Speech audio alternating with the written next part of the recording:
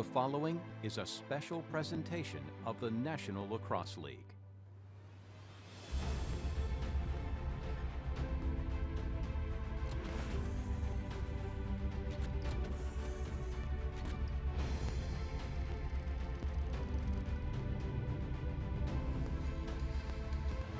It's week number 7 of the National Lacrosse League, and tonight in Metro Atlanta, it is a premier matchup between two teams coming off of their first losses of the season. With the Buffalo Bandits meet the Georgia Swarm. And hello again, everybody. Thanks for joining us right back here on BR Live, your home for the National Lacrosse League in 2019-2020. Back alongside my broadcast partner, Brandon Joseph, here with the play-by-play story this evening. I'm Chris Mooneyham. A premier matchup to be sure. And big news breaking just moments before we came on the air. Ed Cuomo, head coach for the Georgia Swarm, will not be in the building tonight, dealing with some personal issues north of the border tonight. So he stayed home and did not make it to Metro Atlanta. We'll talk more about that, obviously, as we make our way through the broadcast this evening. Big ball game here tonight. Two teams wanting a win. Yeah, both teams coming off a loss. Buffalo with a heartbreaking loss. And then for the Georgia Swarm, what they need to do, they ran out of gas in that contest against against Colorado last game. And then I think they talked about really shoring that up and making sure they had enough energy in the tank to last through the contest. Meanwhile, plenty of energy for the young man named Dane Smith, who in 2016 turned in, of course, one of the great seasons in league's history when he was the MVP. And Brandon, he's off to another great start. Yeah, the 6'2", 207-pound Kitchener, Ontario native, very physical player. He likes to get contact, create contact, and then get his own shot. And then for the Georgia Swarm, the man, the myth, the legend that is turning into Shane Jackson. What an amazing performance he had in that game against Colorado. 3 goals, 3 assists, 9 goals on the year. And as teams are keying on Lyle Thompson and Randy Stotts, Shane Jackson is just shining. And Shane, one of the great transition players in our game today. Speaking of transition, a man who's making the move to the transition position this year is Brian Cole.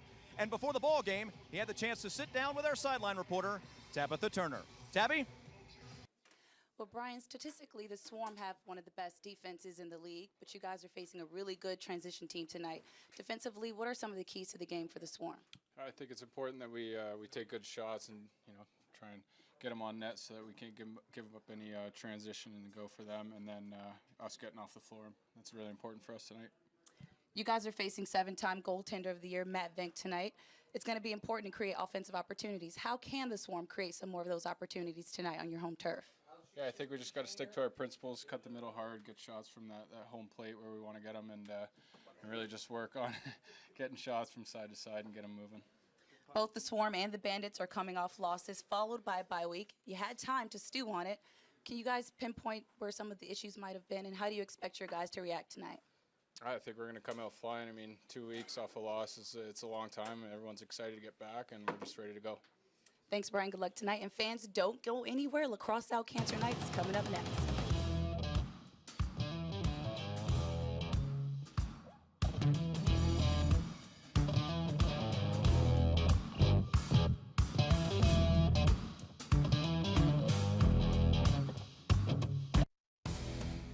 The National Lacrosse League on BR Live is brought to you by Geico. 15 minutes could save you 15% or more on car insurance. Visit geico.com to see how much you could save today. Back at the Infinite Energy Arena here in Duluth, Georgia.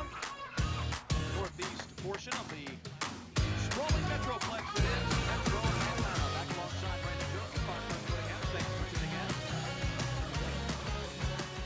Now it's time to join the third member of our crew. Down on the floor this evening, it's Tabitha Turner. Well, for the first time, the Georgia Swarm are hosting Lacrosse Out Cancer Night, and they are purpling up everything, including this special edition jersey. Now, the different shades of purple in the uniform, they represent those fighting cancer and those who passed from the disease. Purple also signifies the fight against all types of cancer. Now, notice the names on the backs of the jerseys provided by the Rally Foundation. They're the names of children who've lost their battle with this disease. The jerseys will be auctioned off to fans after the game, where part of the proceeds will go to the Rally Foundation to help in their race for a cure. Fans are encouraged to wear purple tonight to cheer on the team and post using hashtag #LaxOutCancer. Guys. Thank you so much, Tabitha. Back inside our broadcast perch, let's get things set up this evening. The Buffalo Bandits at 1-1 overall. Their first road game after first road game of the season after a 13-10 win, over San Diego in the opener. Then a 15-10 loss to Halifax 2 weeks ago. Being outscored by their opponents so far this year, 25-23. So they're averaging 11.5 goals per ball game. That's number 5 in the National Lacrosse League defensively, allowing 12.5 per ball game. That is good enough for 9th in the league. Led by head coach John Tavares, of course, the living legend himself in his second year at the helm of the program, his 4th overall. Georgia at 2-1 overall, outscoring their opponents 37-23 so far in the year. They're 12.3 goals offensively per ball game, 3rd in the league, and they are number 1 in the league in goals allowed per affair at 7.7. Usually led by, well, first of all, there you see the referees, Gordino, Garrison, and Wilson on hand this evening. Andrew Halpern is our shot clock man. Swarm usually led by head coach Ed Cuomo, the 100-game winner himself. One of only 4 men in league history to win 100 games. He is not on the bench tonight for the Georgia Swarm if you're tuning in late. He is, of course, at home north of the border dealing with some personal issues. Yeah, and Coach Cuomo talks about depth of having the roster. It's depth in the coaching staff also. Yeah. I don't think this Georgia Swarm team will miss a beat, but, of course, we're always thinking about Coach Cuomo, and we miss having him around. Ferris and Ladisau are going to be in charge of the team this evening. I don't want to get this party going any further without wishing you a very happy birthday. Oh. Happy 24th plus a couple more on top of that. Oh, about 18 or so. Thank you so much, Brandon. I do appreciate it. It's a great way to spend my 42nd birthday. And we'll see who can come out with a win this evening. Ready for some lacrosse at the X in Metro Atlanta. And we're underway. So Georgia will have the opening possession after the violation in the center circle. And you see them donning the multi-shaded uniform this evening, with purple being, of course, the base color. Yeah, they're going to reset the shot clock here. This is what the Swarm want to do early, just try to get numbers attacking the goal and just try to get shots. Buffalo really had a hard time in that game versus Halifax in the middle quarters. Just defensively, they fell apart. They got outscored 10-1 in the second and third quarters in that game against Halifax. I think the Swarm want to try to keep that going and force that defense to have to defend a lot. And you see just shot after shot after shot with the Swarm, and they're going to try to make every second useful on the shot clock. On top of Matt Vins, the reigning 2-time and overall 7-time goaltender of the year. Vince now just north of 92 minutes on the year, sporting a 1-1 mark, where he's given up 22 goals, 14.37 goals against. That's 14th of 15 qualifying tenders this year. Buffalo with their first offensive opportunity. Rebound comes away, and Smith gives off to a teammate. Dan Smith is able to find Staley, I believe that is, right down in front. We'll wait and see who it is after the pack comes curling out. It is, in fact, number 13, J.P. Keeley. J.P. Keeley. Yeah, we'll just take a look at that. The fire from Small deflects off of Poulin, the Kreenan shot. Poulin with a great recovery to take away that angle for Dane Smith. But Dane Smith heads up play, gets it over to Keeley. That extra pass finds an empty net for J.P. Keeley, and it's Buffalo drawing first blood. And Keeley, speaking of drawing first blood, for 13 in white, black, and orange tonight, drawing his first tally of the 2019-2020 season. The 6-foot, 188-pound forward from from Ottawa, Ontario, I beg your pardon. So first blood drawn tonight by Buffalo. These two teams meeting for the 36th time all time. How about that number? 36th time all time. In the contest last year here in Sting City was that 19-9 thrashing from Buffalo to Georgia. And don't think these Swarm players haven't forgot about that, too. Lyle Thompson was checked at the top. Had his pass deflected. Miles Thompson came away with it, puts the shot on top of Vins. Unable to make the save. Rolling around down loose there, just outside of the boards. A battle for it. And a loose ball push is the call. 36th all-time meeting between the two clubs. Buffalo leads said all-time series 23-12. Two clubs split their matchups last season. Road team winning each affair. Since moving to Georgia, the Swarm lead the series 6-4, although Buffalo leads, since the Swarm moved to Metro Atlanta, 2-3 here in the Deep South. Good defense. Wraparound shot does not go. Loose ball comes out to the top. Lyle Thompson tries a sidewinder that does not connect. Shot clock violation. Sends us back down the other way. Mike Poulin between the pipes. Meanwhile, for the Georgia Swarm, re-signed in the offseason to a 3-year deal. This is his 15th season overall in the league, 4th with the Swarm. Riding a 11-season streak of playoff appearances. Smith comes up empty this time. Last season, Mike Poulin 11-5. This year, this year he's off to another great start. 2-1 mark. Number 1 in the league in goals against at 7.38. Number 2 in the league in save percentage at 844. He's been tested here early. Dane Smith bounces a shot towards him. It kicks off to the right side. Great job by Wiedemann to close out on Smith as he was shooting. Forces Dane Smith ashore on that shot. Josh Byrne tried with a left-handed shot just a moment ago. Had the hat cracked versus Halifax. Last time out. Swarm will set things up once more. Of course, that's a question. Will they take their time or will they try to move expeditiously against Matt Venz? Stotts tries to find a teammate at point-blank range. It was Brian Cole who tried to catch and dive at the same time. Not much doing. Yeah, I think the Swarm think that they have something with the longer shots and getting deflecting. Matt Venz isn't always the best at getting clean saves, so they want to have a good, judicious shot of that, and we have a delayed penalty coming up against the Swarm. So for Buffalo, they're going to bring on the extra attacker, and I think they want to try to capitalize here. I don't think they want to play that game with the Georgia Swarm because the Swarm are very good at killing off penalties. Poulin makes another save. Loose ball picked up by Chad Fraser, just activated today, and here comes that penalty call. We'll get the word from Mark Gardino. It's going to be a legal substitution on the Georgia Swarm. So it will send the in-house penalty taker Matt Dunn over to the penalty box. Well, what do you make out of this start so far? 1-0 Bandits at 11:17 first quarter. Well, I'm not really shocked. I think both these teams knew that they were going to have to play good defense against the other's offense. And again, defense a lot of times throughout all sports is a battle of attrition. How long can you keep up the good defense? How long can you keep that energy of closing out shots, stepping into passing lanes? Early on, I expect to see this. Will it change as the game progresses? We'll see about that, but I think if you're Buffalo, you really want to take advantage of this man-up opportunity. So the 2-minute minor on the Swarm. Buffalo with a 2-minute, one-man advantage. Fans, want to remind you, you can stay up to date on all the news, announcements, and exclusive prizes with the National Lacrosse League newsletter. Sign up now at NLL.com. Right on Poulin's right shoulder, and then the ricochet is caught quickly and put into the back of the net. Just a few moments ago, I was about to remind you all that Chase Frazier had been activated off of the reserve list. And here's a good look at his rebound and put back in. Second deflection given up by Mike Poulin off that right shoulder.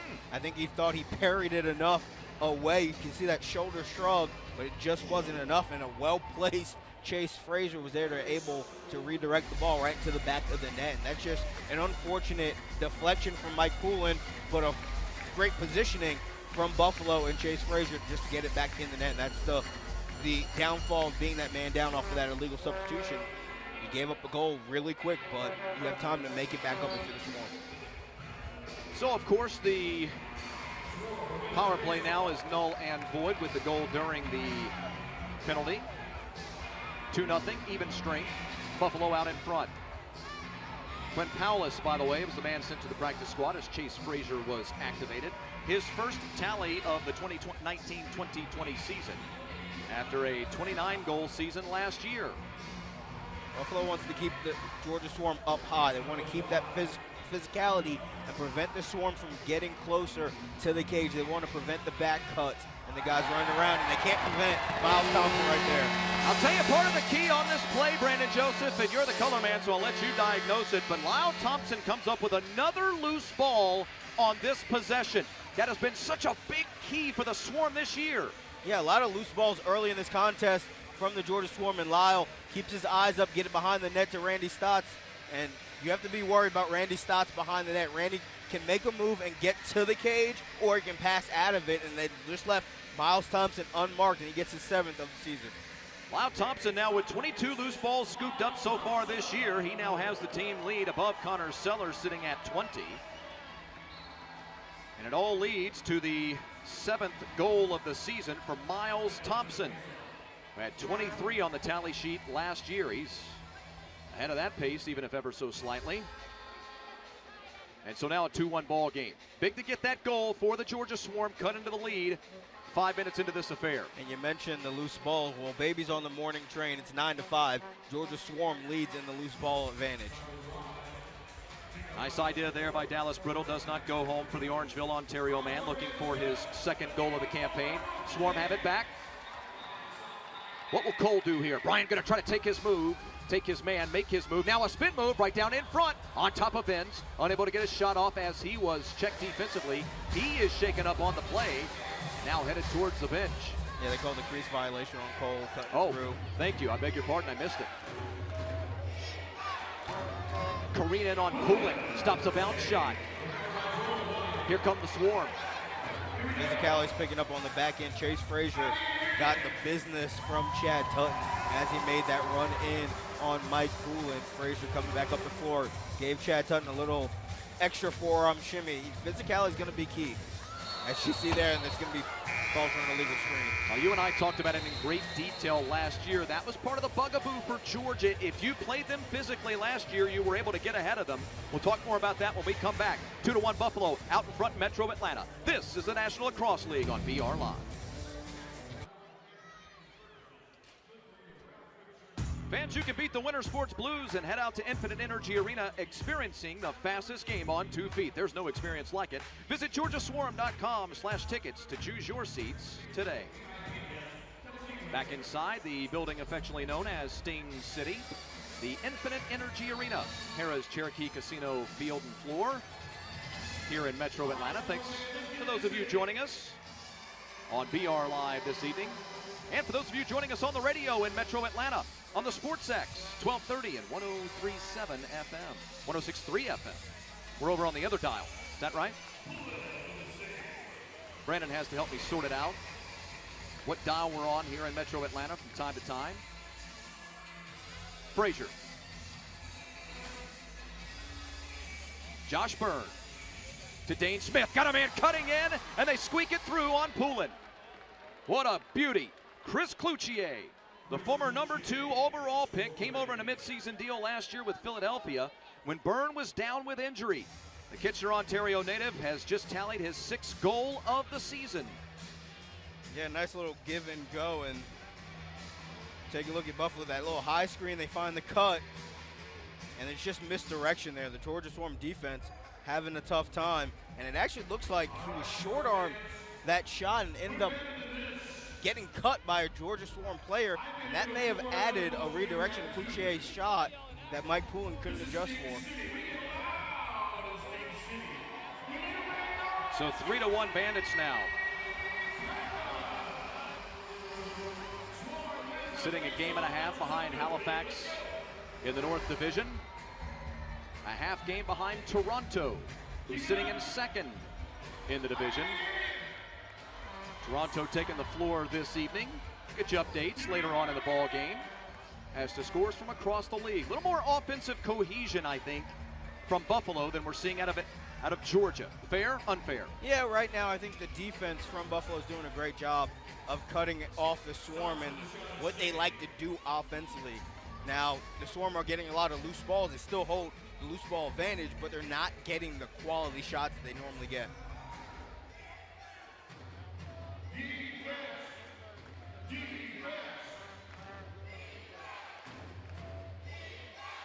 Rado giving off to a streaking man. That's Cloutier. Cloutier going to give off to Dan Smith. Smith tries to take his defender one-on-one. Can't do so. Got sealed out. Gave off to a teammate. And Mike Poulin narrowly made the save with his left heel, no less. Yeah, I think 2 of the goals Buffalo's got come off of deflections from Mike Poulin, things that we don't normally see from Mike. And, you know, that last goal was a great goal. Late screen, but a lot of other factors in play. So defensively, I think Georgia's doing everything that they need to do. It's just they need to make the saves and continue to close out defensively. Jordan Hall comes up empty on that last shot. Try to put another one on top of Vince to save the shot clock. Can't quite do so, and we'll head back down the other way. Buffalo, one of the big storylines for the Bandits here in 2019-2020, dealing with injury and uncertainty. Of course, they lost two-time league MVP Sean Evans off of this squad in the expansion draft. Nice save by Poulin. He's back in Rochester. Thomas Hogarth was lost via injury. Was that in the World Indoor Championships? Is that right? I believe it was. Yeah, the World Indoor Championships. Chase Frazier was out until, well, tonight, as a matter of fact. And on the defensive side, of course, they lost Ethan O'Connor. He's gone for the year, and they played without Steve Priolo, as you mentioned in the pregame, last week. So Buffalo sits at 1-1, and you and I, we've had conversations with folks who, and I'm just going to be candid here and tell you what other people have said, that they think that Buffalo is a shell of their former selves and that they're not going to be a championship contender this year. They have no chance to reach that. I got to be honest with you. I think Buffalo is a dangerous team because of what happened last year. We see the law of averages so often in sports. Teams that have these great years and come up just short on a championship, come back the next year, maybe don't look like themselves in the regular season, have a ton of questions, but then all of a sudden they find some action and some magic late in the year. Well, it's tough to have to replace 35 goals, and that's what you have to replace with Hogarth and O'Connor. Nick Weiss. Nick Weiss, the Port Hope, Ontario man, the right-hander, has just collected his second goal of the campaign. And Buffalo's own now a 4-1 lead at 6:05 first quarter. Yeah, you see that fast break from Brownell, getting it up to Nick Weiss, and Nick Weiss with the little Euro step elevates and then shows Poulin to Poulin's left, to Poulin's right, Weiss's left, and then comes across the face of Poulin. By that point, that looks like just the ocean has parted for Nick Weiss and putting that into the back of the net. Second assist of the year for Brownell. Sting City in a bit of shock here early, this 4-1 score. Loose ball scooped up by Leo Sturis to save the possession for Georgia. Zed Williams at the top, trying to get out of the center, get over the front line. Shane Jackson going to work ahead to Thompson. Thompson on left side, gives off to a teammate. Shane got sealed out last moment. Now off to Thompson, that was Miles. This is Lyle. Lyle with a little too much space if you're Buffalo. Stott's going to give off to Shane Jackson. And he's stopped with a right-handed crease of the arm type save by Matt Vins. A lot of close saves from Matt Vins today, but hey, when it's your day, it's your day. Vins doing everything that he needs to do to make sure that ball doesn't find the back of the net. Gave Dane Smith way too much space around the end. A little hesitation step from Dane Smith.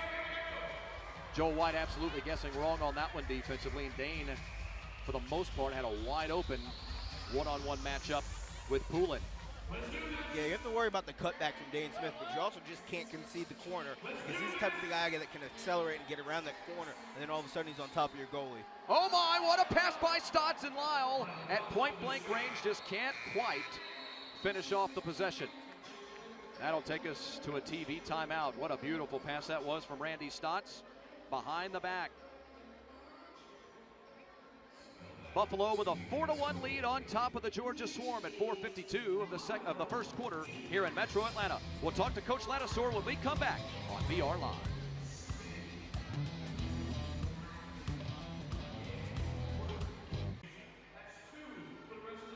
Buffalo leads Georgia 4-1.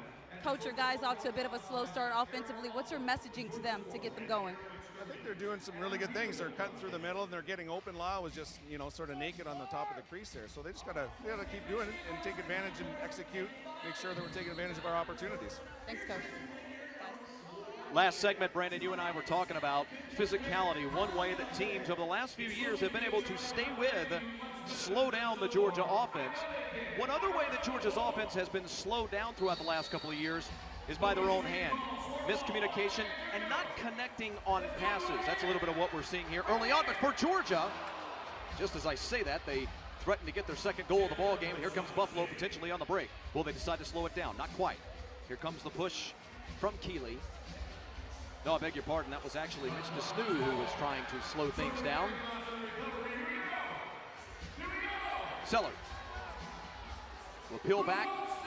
Georgia will set up the offense. Great job by Jordan McIntosh, the captain. No free lunches for Buffalo. DeSnew decided he wanted to slow down and wait for numbers to come, and then he was just going to dump it off to Dane Smith. And then Jordan McIntosh intercepted the pass because get the and here we go foul from behind. Nick Weiss with the shove.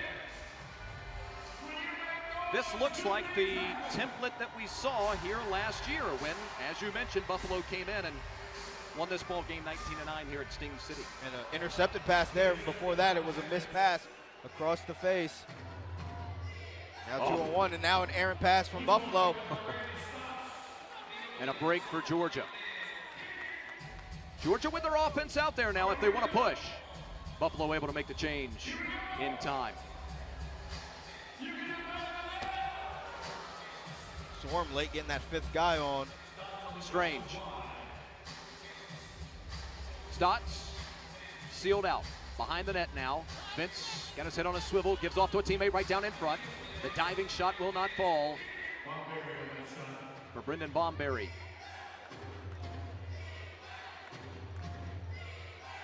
And defensively, the Swarm taking a little bit of time, getting out there to set their defense. And, you know, that's the one thing they really don't like to do. They don't like to feel rushed in setting their defense because they feel that when they are able to set their defense accurately. Oh, squeaks through. Absolutely squeaks through. Yeah, another tough one for Mike Poulin as Josh Byrne is able to squeak that one by. Take a look at this from Byrne, that shot just across. Fires it on Poulin, just goes 5-hole. For Josh Byrne, that's going to be goal number 5 of the campaign, push him up to 10 points on the year. Mark that, 6 goals on the season for Byrne. Now up to 11 points on the year. Only played 9 games last season, did Byrne, battling injuries, a new Westminster, British Columbia man. Remember, a couple of years ago, he had 63 points during his rookie season. Buffalo with a 5-1 lead now. This is the type of run the Swarm really need to stop. And they've got it right back, by the way, winning another face-off.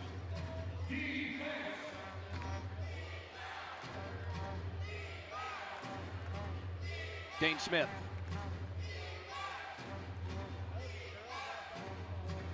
Giving off to Cloutier. And this one finds the back of the net as well, Dane Smith. Yeah, the sellout there from the Swarm defense.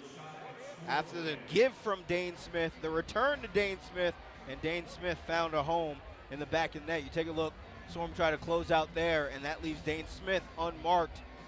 Smith, he loves that kind of shot, doesn't really miss too often there. Not much that Mike Poulin can do.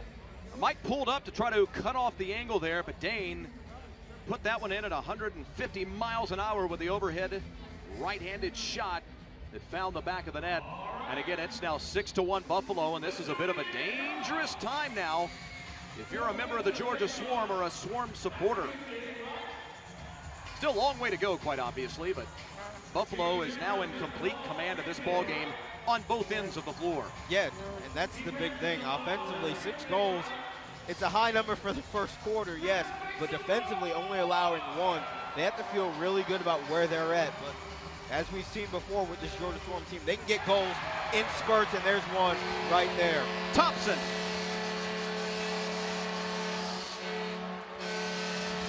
Number 2 for Thompson on the evening. Miles strikes for his 7th, make it 8th goal of the affair, of the season, I beg your pardon. Yeah, just a great give and a shot from Miles Thompson. Just look at that, all the way across the defense, and then Miles Thompson goes the long way on Matt Vince. As soon as Vince came over to protect that right side, Miles Thompson knew that he was going left side. It's been talk about Matt's reaction on shots top shelf. Right there, he's beaten off the top left shoulder. And Georgia back on the board, ending a scoring run and cutting into the lead at 6-2. Does that end a 5-goal run? Correct me if I'm wrong, Brandon. A 5-goal run by Buffalo, or was that a 4-goal run? 4-goal run. Thank you, sir. Byrne gets sealed out. Now Buffalo will settle for setting up the offense.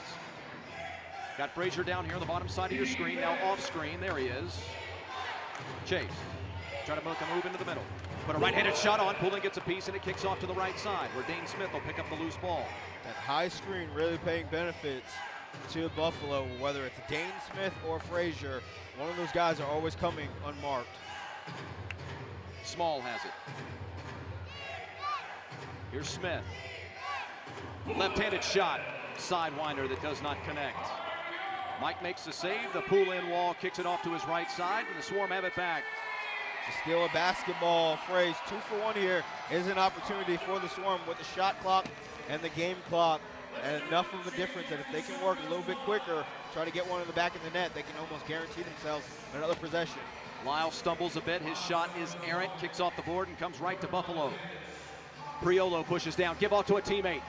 Work it back towards the middle. Behind the back, Priolo tries a behind-the-back shot that does not connect. Mike comes out from behind the pipes, gets back there on the backside of the crease. The ball rolling around loose down there, and the Swarm pulling out. Connor Sellers had it for the moment. Now he'll give off to a teammate, and they'll push up under 20 seconds. Extra attacker on for the Georgia Swarm. They really want to capitalize here at the end of this period. It's going to be key to get the best shot with the least amount of time. There is the rub for the Swarm right now with the empty net. 7 seconds for Lyle. Now work around. Lyle with it in his cradle behind the back. This is Stotts, and Stotts is saved by Benz. And that will push us to the end of the first frame. Now Buffalo puts down a 4-goal run and owns a 6-2 lead as we make our way to the first quarter break. A couple of one-loss teams looking to get off the schneid in a 4-goal game. This is BR Live.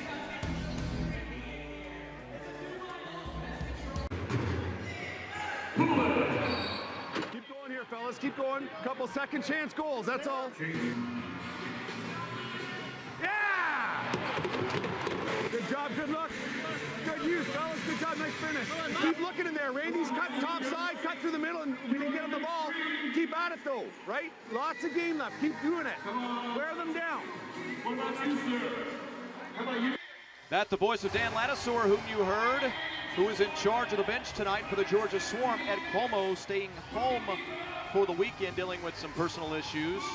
His family at home. Our thoughts and prayers go out to Coach Cuomo. That's where we'll leave it. You hear Dan Ladouceur trying to cheer on his men. Well, he's absolutely right. Still a lot of the game left to go, and that's going to be the key for the Georgia Swarm. Just because you're behind now, and again, like we talked about in the opening of the game, this is a Buffalo team in the second and the third quarter against Halifax in their last contest, December 28th. They were outscored 10-1, so they are susceptible to giving up runs, big runs, for teams to get back in the game or take over games. So if you're the Swarm, you have to hope history repeats itself. Now, Halifax had a 9-0 run as well.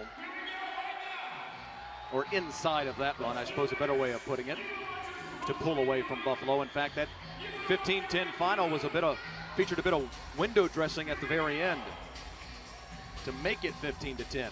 It's one of the worst ball games that Buffalo's played in quite some time. Randy Stotts tries to give off to a streaking Thompson.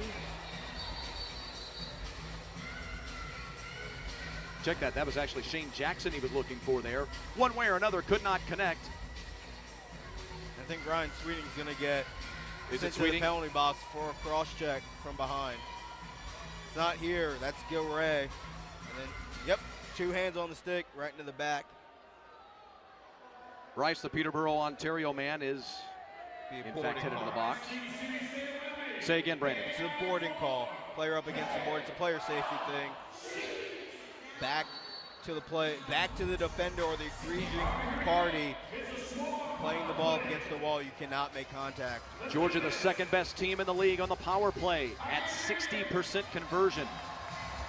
Meanwhile, Buffalo not been good on the penalty kill, 46% so far this year. That's 10th in the league. Oh, great extra pass. Lyle with a right-handed ripper that kicks off the board and comes right back out to the Swarm. Shane Jackson, a bounce shot that does not connect. Benz makes the save on his knees, and Buffalo has it back. Desneux is pushing in. Mitch Desneux gives off to a teammate. Shot on Poulin, makes a diving type save with his right knee. kicks out to the right side, and the whistle is blown. And we're going to have a penalty on Lyle Thompson going back in the transition game.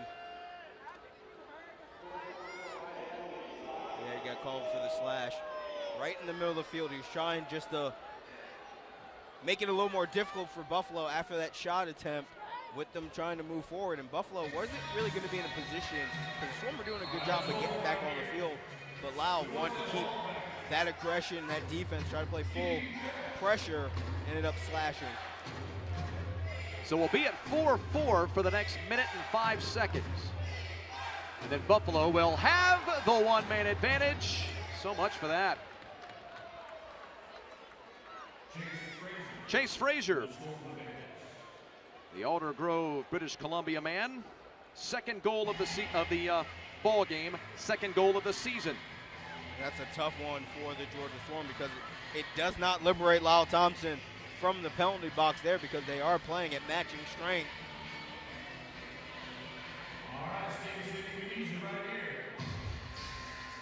.13:04 second quarter, now 7-2 Buffalo.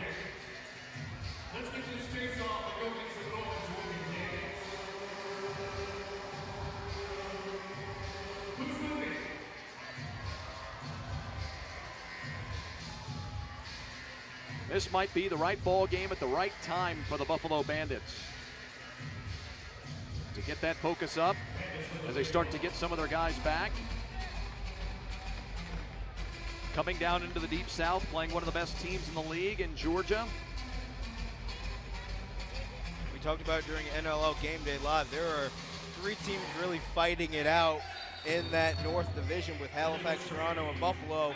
And Halifax is already 3-0, and they're playing tonight to try to go to 4-0 on the year. And if you're Buffalo, you don't want to get left behind. You don't want to start letting Halifax starting to lap the division. So this is a critical game for them also.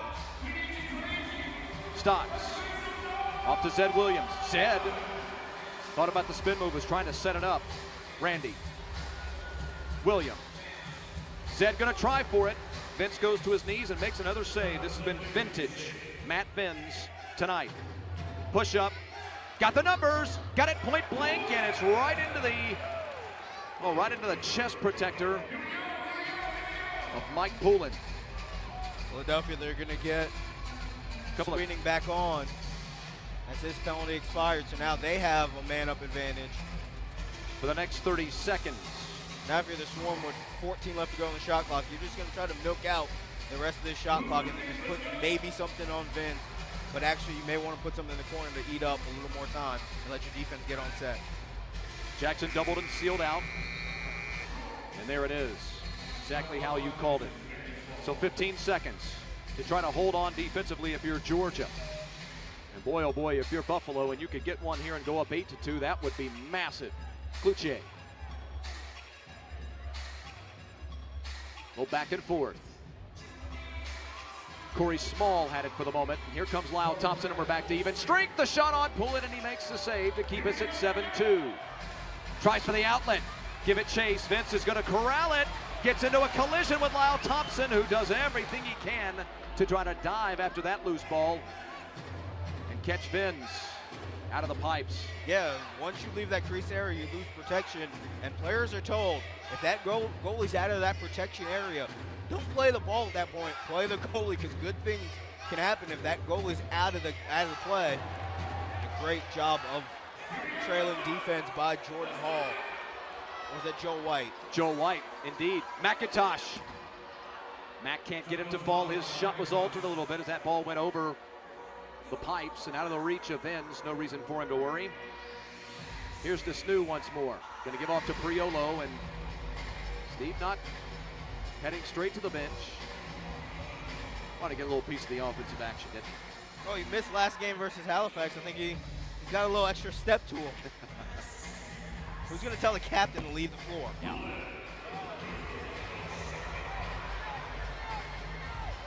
Potential break. Bomberry has his shot altered. Brendan scoops up the loose ball. Thinks about pushing in. Instead, his pass is intercepted. He was looking for Randy Stotts, and it's picked off by Buffalo. Yeah, telegraphed that pass. Bomberry did, trying to get it over to Stotts. That's just one of those things where Buffalo, they were just playing the passing lane and watching the odds of Bomberry, but a lot of heavy deflections coming from Buffalo. Swarm just unable to get a clean transition going. What a great play at the center by Small to save that possession for Buffalo. It ends up in a shot that Poulin kicks off to his left, and now Georgia has it back. A great play that was by Small a moment ago at the center line. 9:15 mark. 5-goal game. Priolo deflected that shot by Zed Williams. Yeah, Zed had to come over the helmet of Priolo. Priolo just did enough. Stotts off the pipe. Kicks out to the other end, and Poulin has it. The try for an outlet. Miles is coming down trying to scoop it up. 2 men had it for the moment.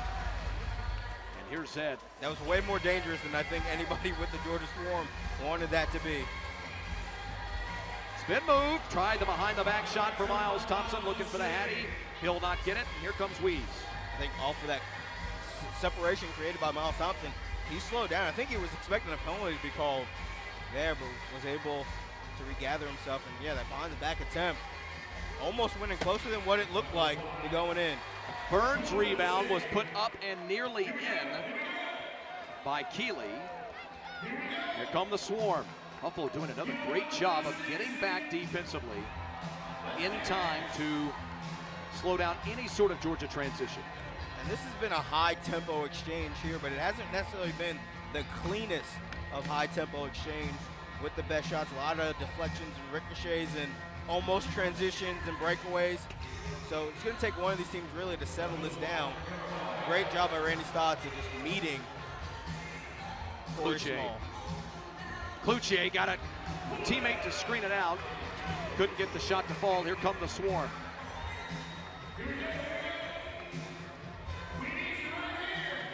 Lyle Thompson, bottom side or left side if you prefer. Another late substitution package from the Swarm, late getting off the bench. Has to Stu in his face, finds a teammate, shot on Benz, kicked off to his left. And then apparent pass is intercepted. Here comes Buffalo on the break. Poulin makes the save. He'll certainly look for the outlet. Lyle Thompson on the scoop. Beautiful short hop scoop from Lyle Thompson, looking like he can play shortstop for the Braves. Watch out, Dansby. Dansby just won arbitration, didn't he? So I guess he's back next year. Here's McIntosh with a shot. Vince has his net on top of it, I beg your pardon. And we'll break at 6:50. TV timeout here in Metro Atlanta. Buffalo's come into the Deep South and they have themselves a 7-2 lead. Despite some struggles and a loss, that man, of course, knows something about winning in this league, the living legend himself and his squad with a 5-goal lead on BR Live. Swarm coach, your guys have held the Swarm to their lowest scoring first half so far of this season defensively. What's going right? Well, we're communicating for one. We're cross-checking. We're clogging up the prime scoring area. We still have a long way to go. They have a lot of talent. I don't expect it to take it two, so we got to stay disciplined and keep doing what we're doing. Thanks, Coach. Tabitha Turner on the bench with John Tavares. Second full season in charge of the Buffalo program. 4th overall. Holds 1 or 2 records for Buffalo. Oh my, look at that left-handed ripper, Josh Byrne. 8-2 Buffalo. Don't blink, Josh Byrne out of the timeout, waste no time. Getting that into the back of the net. And pass right back to the middle, and Georgia Swarm just late filling passing lanes. Not the best defensive first half, first quarter and a half really for the Georgia Swarm. Just late getting over, late cutting off screens and getting in passing lanes, and a lot of free lunches, they like to say, for the Buffalo Bandits.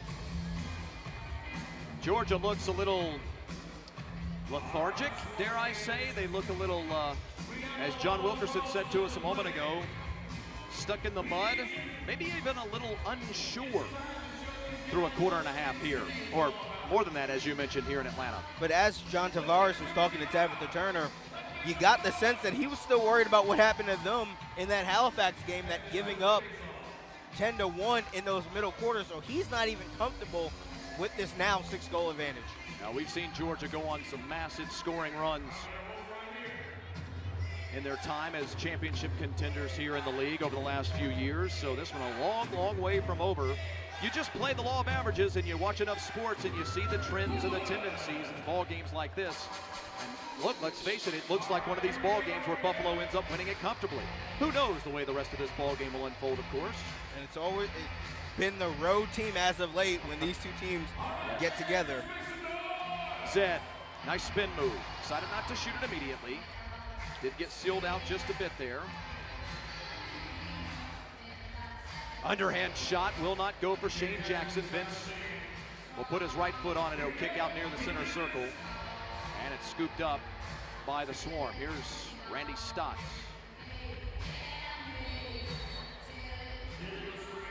Legal screen the call. Zed Williams trying to be that guy on the offensive side of the ball, to be a little bit of an enforcer, to create some space. Buffalo still doing a great job of closing out, making it really tough for the Georgia Swarm to get clean passes across the face of their keeper and try to flip their offensive set. Buffalo really packing it in, aren't they, defensively? Cloutier tries. Not this time. We're coming back to the left side.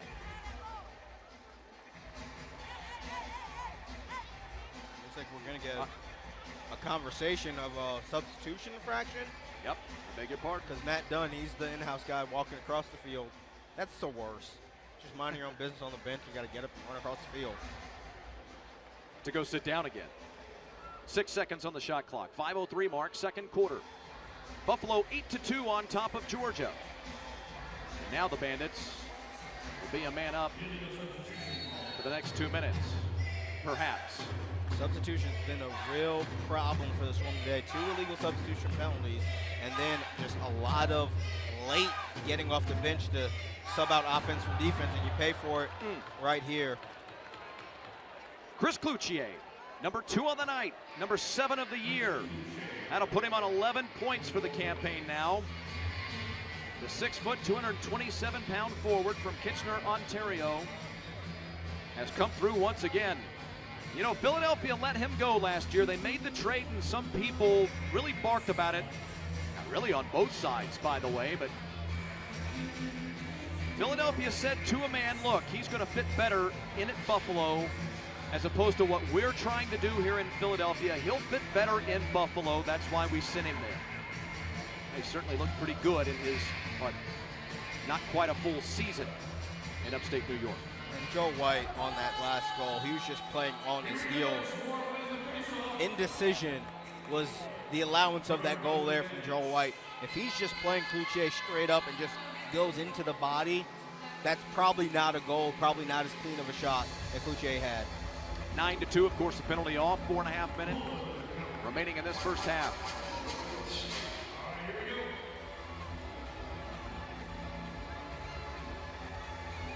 Well, we've already said it a couple of times, long way to go in this ball game, but you are now starting to get into that dangerous portion of the ball game if you're Georgia. Down 7 at the half. Bad place to be if you're wearing purple tonight. Yeah, I think 5 is that number where you feel going in half, we can make up 5 goals in a half. We can get on a good run, seal it off, and there's one. A great move and an even better decision for Shane Jackson. Wait until you see the replay here. You'll see that the man they called Jacko had a couple of decisions that he could have made at the zenith point of this move that he makes. And in the end, he chose the right way. Yeah, great job of making Matt Vins guess what Shane Jackson was going to do. Came around that screen. Great job of setting that screen was Jordan Hall. And then Jackson, I think Vins was playing the cross his face, had to respect that near side post, and just that little bit of daylight Shane Jackson found and got his 10th of the season, first of the night.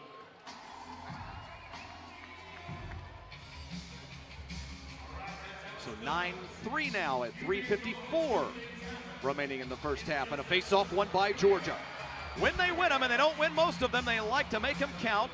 Of course, everyone likes to make them count, but what I mean is they do a great job of making them count. Usually off of that fast break, right off of the face-off. It's odd that over the last few years, Georgia has struggled on face-offs the way that they have. Randy Stotts. Great one-time catch and shoot but no connection there. Great job for of Jordan forcing the Hall. turnover. Zed Williams, Randy Stotts. Jordan going to check back in. Miles.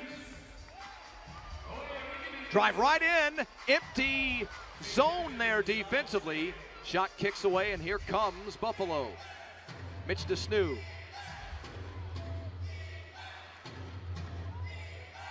Three-minute mark, first half.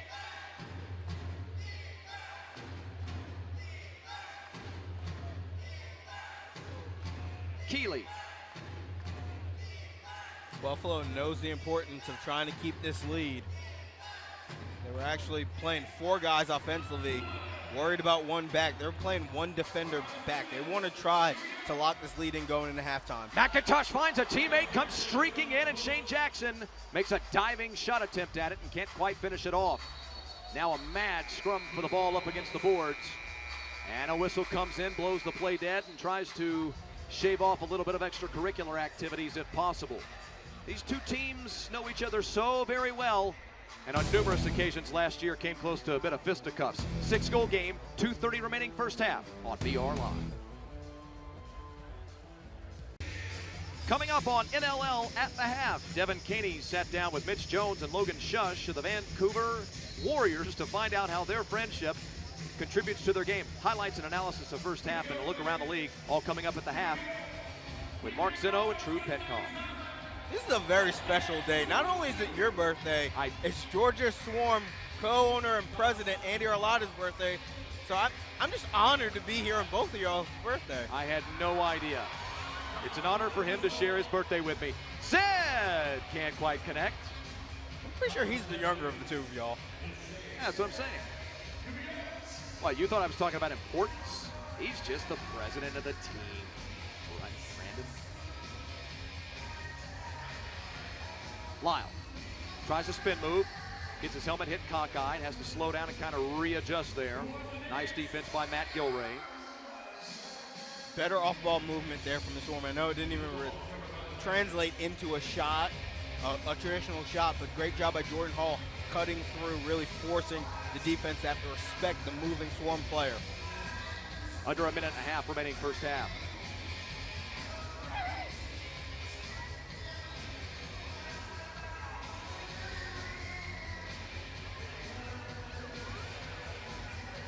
Little baby under, up and under. Tried for the spin move, couldn't get anything going. Swarm had it back.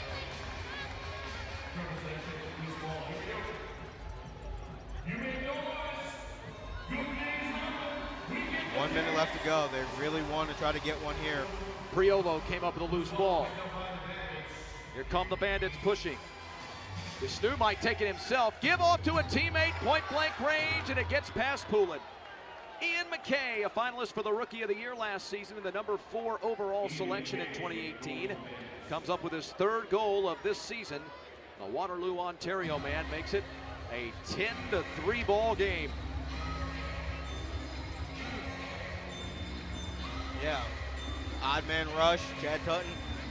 Sorry, that's Jason Noble there, takes out one guy, but Mike Poulin just couldn't react to Ian McKay. What you want to do is make those guys come out and make that pass quicker, earlier, so it gives Poulin enough time to play the angle. When they're making that pass that late and they're moving back and forth, it's just a communication gap from the Swarm.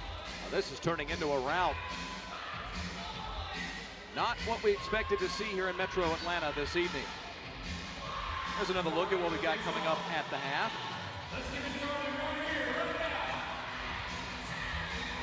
Shuss and McBride. Or Mitch Jones, I beg your pardon. Sitting down with Devin Caney. Swarm superfan Kelsey Wingert, I hear, is at the ball game tonight. Oh my. Oh my! A bounce shot that gets through Poulin, and the Bandits, Kevin Brownell, have now pushed their lead to 8. 22.7 remaining in the first half, and all the Georgia Swarm fans want is for this first half to end. Yeah, we talked about how the Georgia Swarm were at that precipice of being able to get back into the half with at least a tolerable deficit, but this run by Buffalo, 3 unanswered for the Bandits, and that one just got the best of Mike Poulin going 5-hole.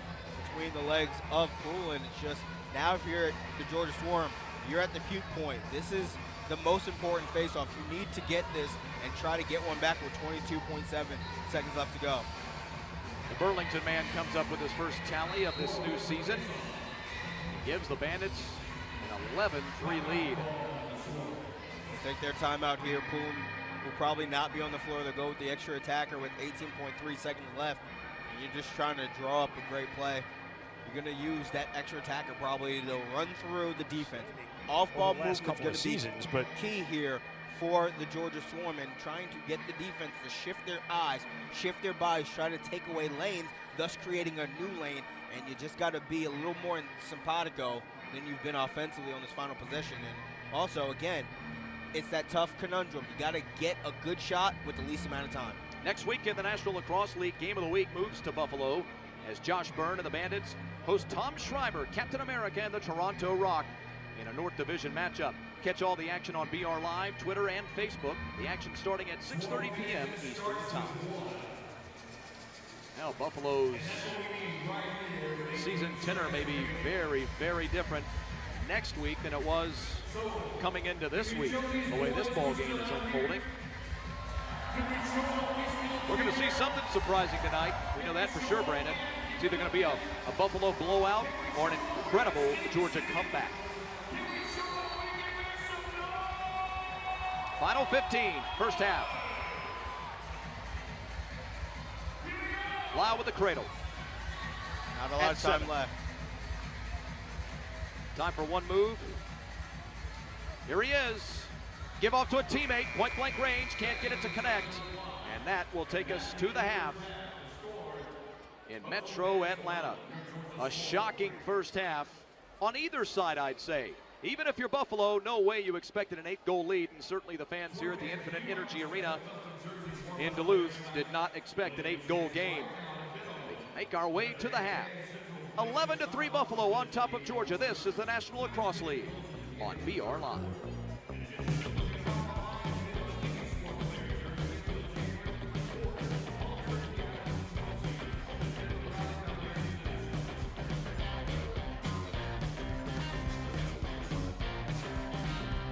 Guys have got a pretty commanding lead, 11-3 over a pretty good Georgia team. What went well that first half for you? You know what, we're just being unselfish and playing good lacrosse. So, you know, they're a really good team with a lot of good weapons, so this game's far from over. Thanks, Josh. Good luck in the second half. Guys.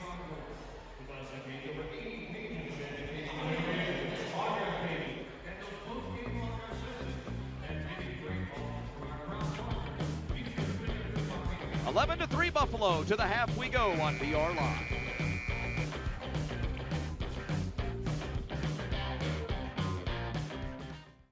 And the Georgia Swarm from Infinite Energy Arena in Duluth, Georgia. Welcome to NLL at the Half.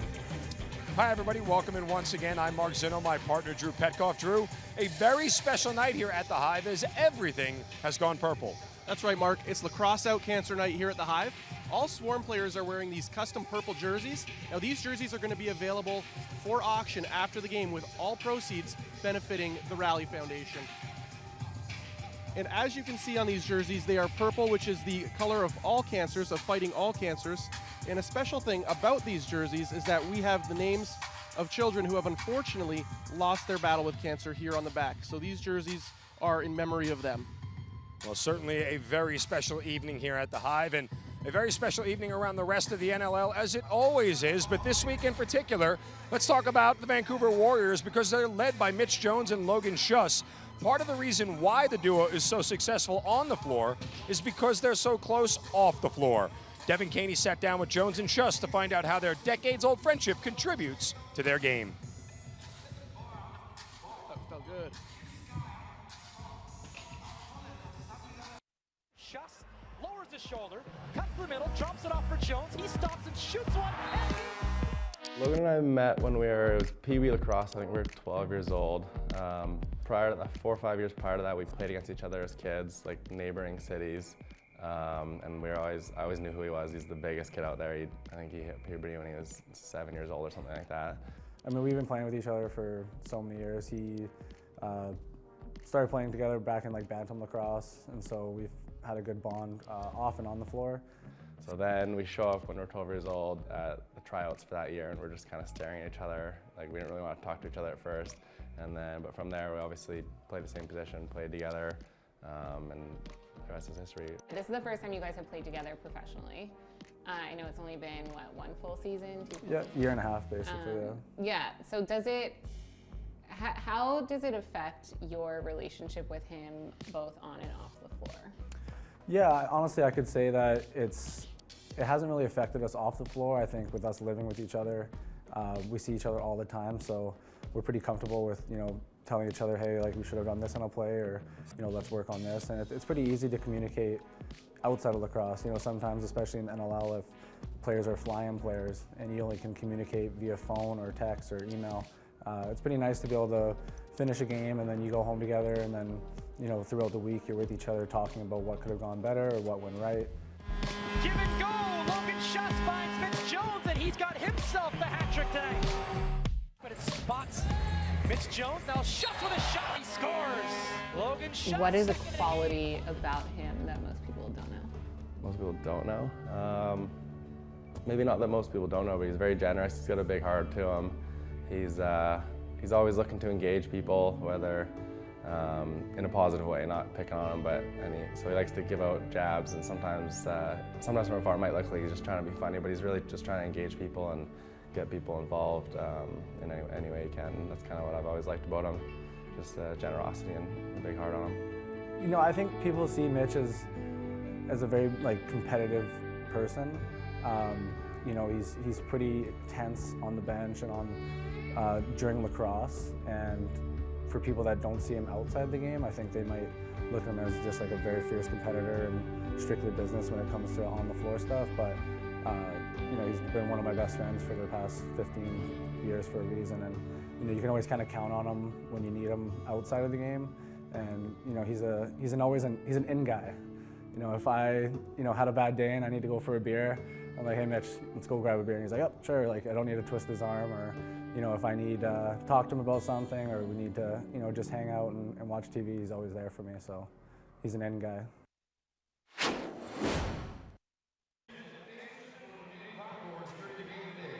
Welcome back to Infinite Energy Center, where the Buffalo Bandits have a commanding 11-3 lead over the Georgia Swarm. This is NLL at the half. And I've got Kelsey Wingert here with me today. Kelsey, how you doing? How you enjoying the game? I'm doing great. Thank you guys so much for having us out tonight. Of course, so happy you can be here. So, Kelsey, your seats are here in the goal zone area. I mean, it's a different vantage point than everyone else in the arena. What is the vantage point for you? How's the experience more you're sitting at tonight? The Swarm games, we have so much fun whenever we come here, because there's great sports in Atlanta, we know that, but there's really nothing that can get you, I mean, it's close.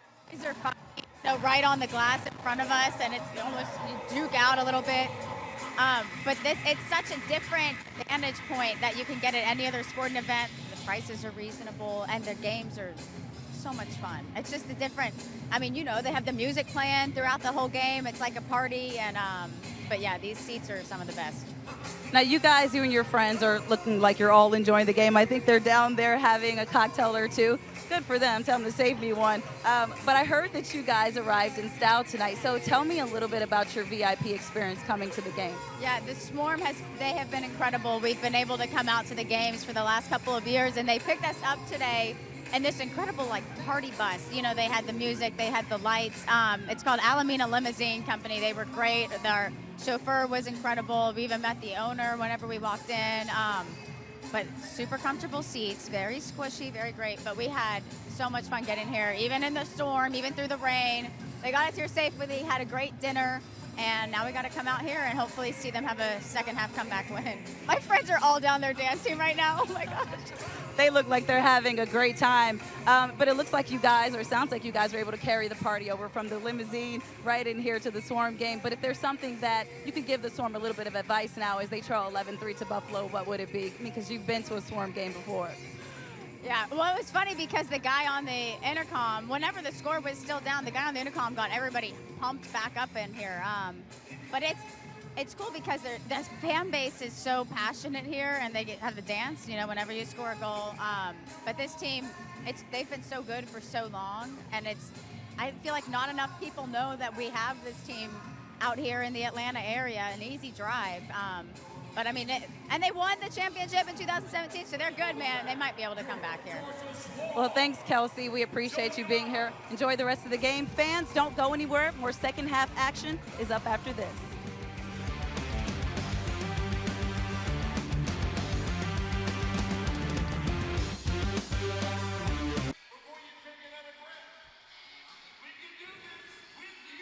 The NLL on BR Live, brought to you by Geico. 15 minutes could save you 15% or more on car insurance. Visit geico.com to see how much you could save today. 11-3 Buffalo out in front of Georgia. As the third 15-minute stanza takes place here in Atlanta, let's take a look at stats from first half action as we get ready to start the second half, literally. We'll try to get to it as we make our way into this third quarter. Back alongside Brandon Joseph, I'm Chris Moniam. Tabitha Turner down on the floor for us this evening in Metro Atlanta. The Infinite Energy Arena in Duluth, Georgia, to be precise. About 20 minutes or so outside of the Atlanta city limits. Swarm donning the purple jerseys tonight if you're just tuning in. Buffalo in their traditional white, orange, and black. Swarm come up empty on their first shots of this second half, but do pick up a crucial loose ball. Down by 8 at the start of the second half. Comeback is possible, Brandon Joseph, but if you're going to do it and you're Georgia, you got to get on it early. Yeah, you can't afford to lose a quarter from here on out. I know there's only 2 quarters left, but you need to win every quarter and every quarter big. You need to go and replicate the type of run Halifax went on against Buffalo. But Buffalo's prepared for this. I think John Tavares, when he talked to our very own Tabitha Turner in the second quarter, he was cognizant of the situation his team was in their last contest, and he wants to avoid that here. This is a different environment, a team that I would say that they're a little more familiar with out of the gates in terms of getting into tough battles with the Georgia Swarm. Dane Smith comes up empty. Buffalo gets the carom. Here's Chase Frazier. He'll come up empty. Poulin makes the chest-high save. Tough first half for Mike Poulin, one of the great goaltenders in league history, giving up 11 goals in the first half. Remember, he was allowing just shy of 8 goals per affair for the season. What's the number, Brandon? 7.4, I think? 7.37 coming in the contest.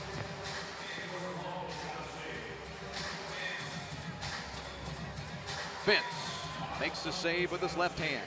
Tries for an outlet where he has a man beyond the defense. One-on-one with Poulin, and the bounce shot is into the back of the net. Ian McKay has done it again, his second tally of the evening, his 4th goal of the season, and the Waterloo man has given Buffalo a 12-3 lead. Making it look easy, McKay, and that's just the outlet pass from Vince, and the Swarm pulled off defensively to try to get that substitution, but in that scenario, when there is a break, you probably need to stay on and worry about marking McKay, and they let him go to the net unabated, and he's able just to get it through the legs of Poulin. Fans, don't forget, if you're in upstate New York, the Buffalo Bandits are in action for another season of hard-hitting lacrosse action, and there's nothing like Key Bake Center when Bandit Land is rocking. Single game tickets start at just $20 and available at bandits.com. We'll see you in Bandit Land.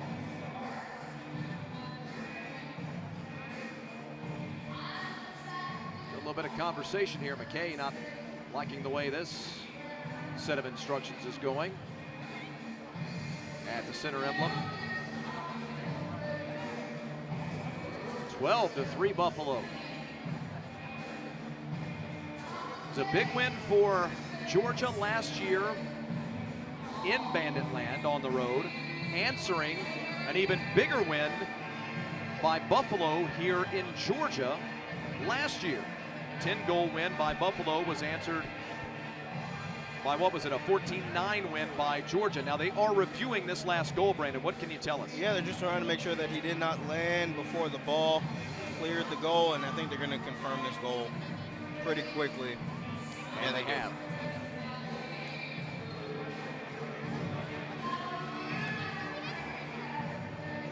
So we stay at 12-3. A little over 2 minutes into this third quarter. Loose ball push will give the Swarm a chance to set their offense. Lyle Thompson. Thought about trying to work around a screen and Zed Williams. Couldn't quite do so. Now give off to Miles. Thompson, underhand shot. Not this time from the right side. Got ourselves some extra contact, a little bit of a whistle. What'd you see, Brandon?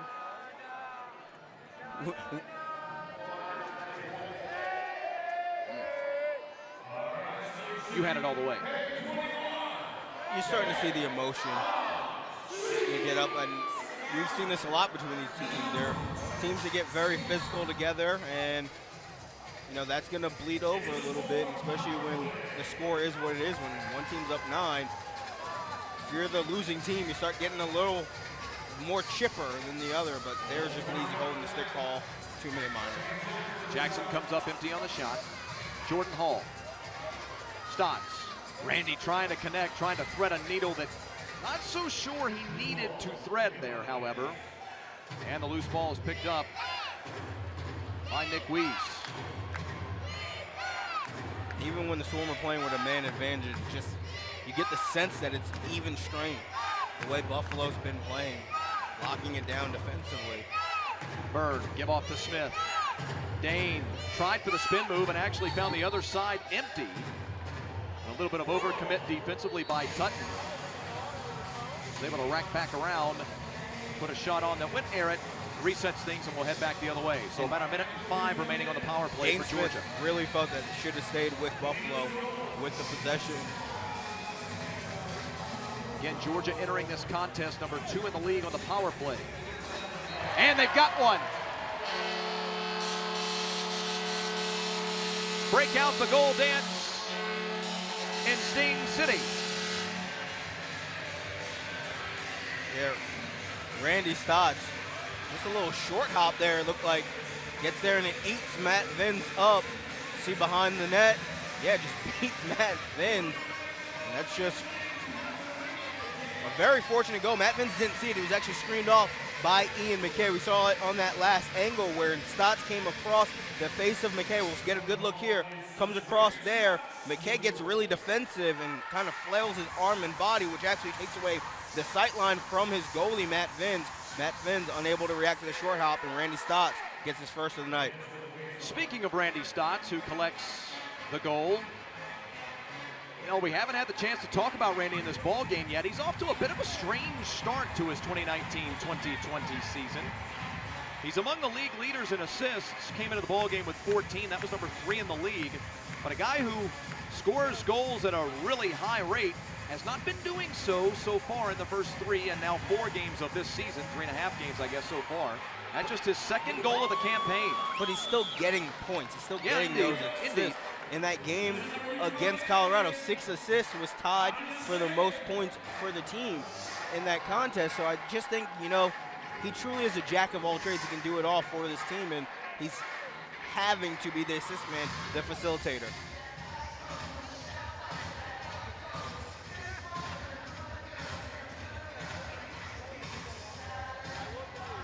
Dane Smith left side.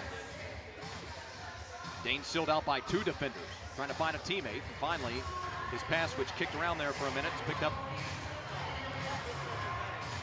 by 19. This is Bridle. Bridle diving in. Shot is knocked out by the left elbow of Poulin. Georgia has it back.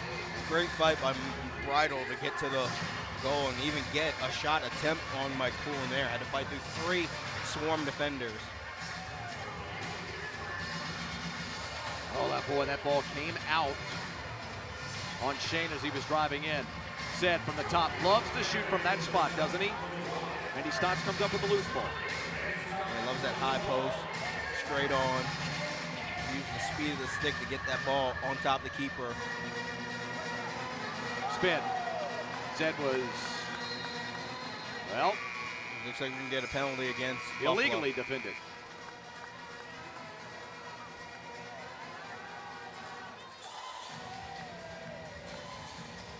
Here's the call.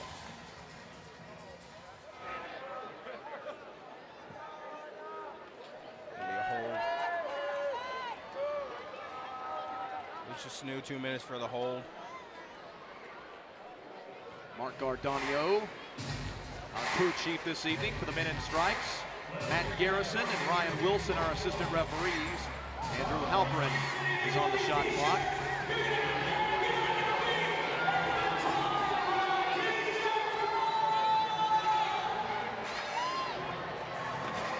.933 mark of this third quarter. Georgia will have the power play when we resume play in a 12-4 ball game.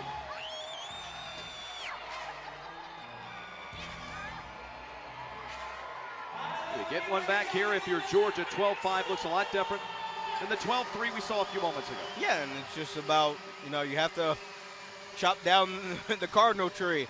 And how do you do it? You got to take one stroke at a time and start swinging at it. And this is what they need to do. And it's just get one back and get one back quickly. Right now, I know we still have a full 15-minute fourth quarter to go, but time is not your friend here if you're the Georgia Swarm. And normally we get to that point that we like to talk about, the puke point for the team, and it's in the fourth quarter. Well, now we're reaching that point here in the third.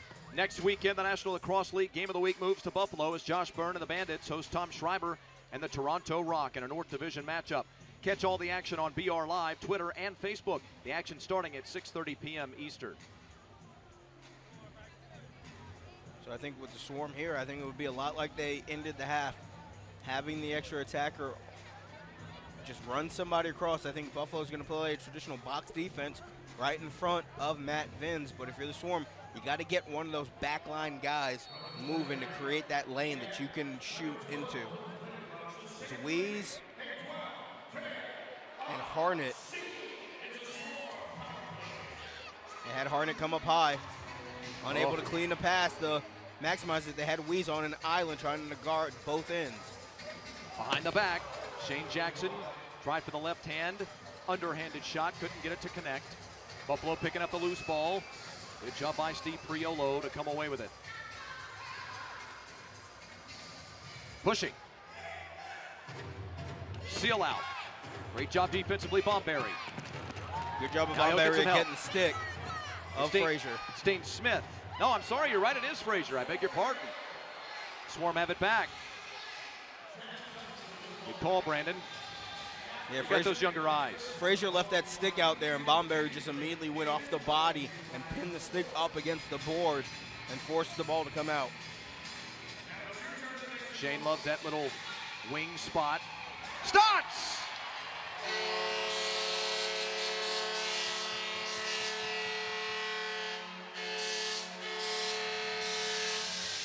Two notches in a row for Randy Stotts.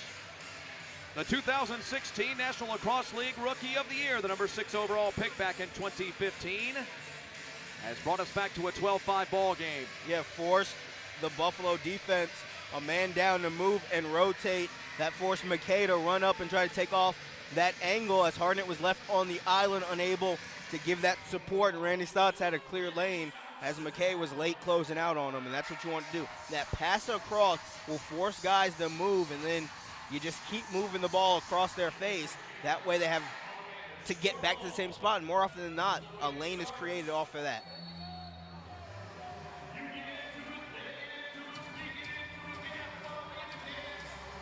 Eight-minute mark coming up by the end of this shot clock. Loose ball. Stay with it. Still loose. Buffalo has it. And they'll have numbers. Weiss. Give off Desnu. Works it back out. Kick out to an offensive man. Is that Frazier or would it be Dane Smith? That is Dane Smith. Great job by Chad Tutton coming off the bench, playing passing lane and then stopping ball. Pull-in wall comes up with a big save. Bomberry has it now. Georgia will slow things down and set it up.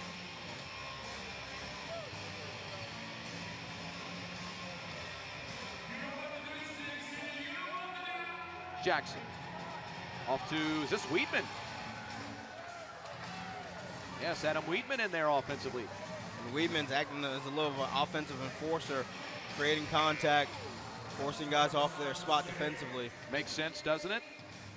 Weedman, a big guy, 6'2", 175, plays even bigger than that. 7-minute mark during this possession. Nice job with Jason Noble meeting the offense up high and then knocking the ball away. And into the crowd, sending the youngsters scrambling after that ball. Very few professional sports you'll go to in this metroplex of Atlanta where you'll find as many youngsters. I mean, off camera there, you didn't see it as that ball went careening into the crowd. You had kids scrambling all over the place for the loose ball. Well, you get to keep the ball. They ain't going to take it from you. That's a heck of a souvenir, isn't it?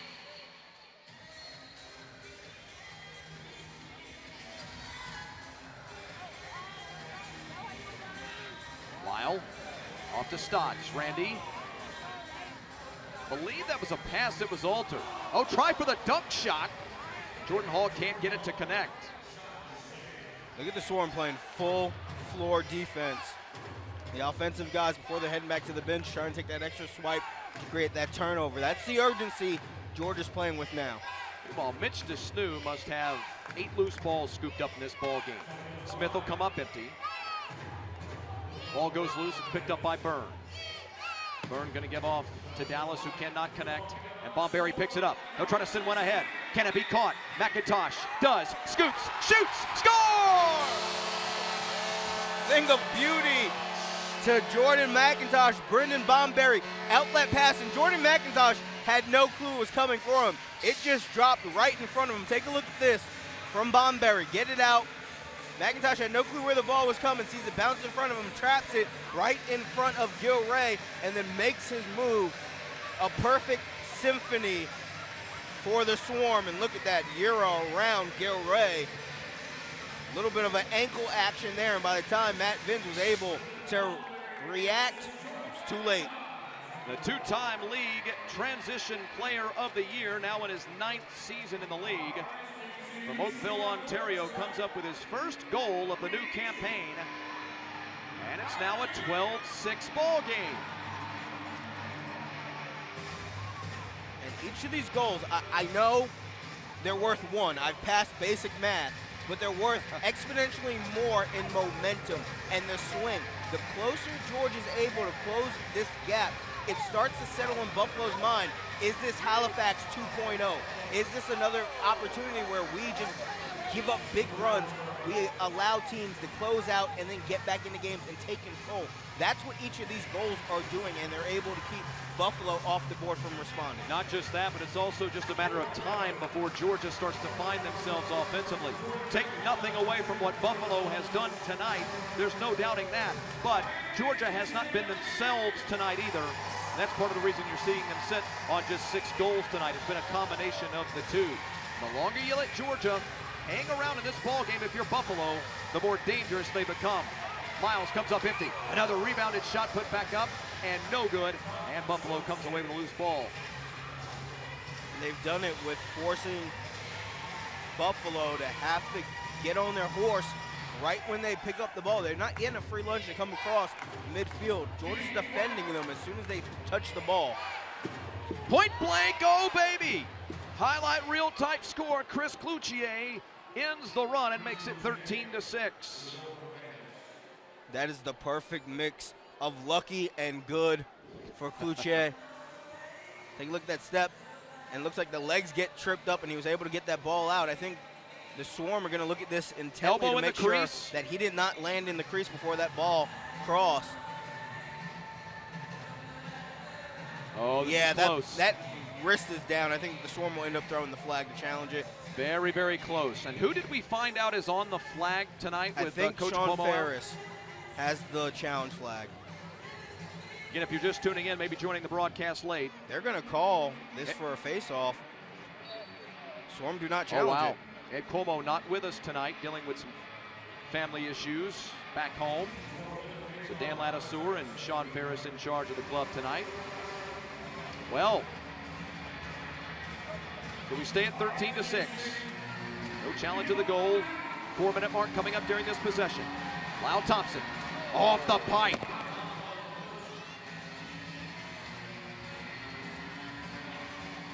That one just missed hitting the inside of the pipe. I think was a Brian Cole goal in their last home contest against Colorado that hit the inside of the pipe and ricocheted out.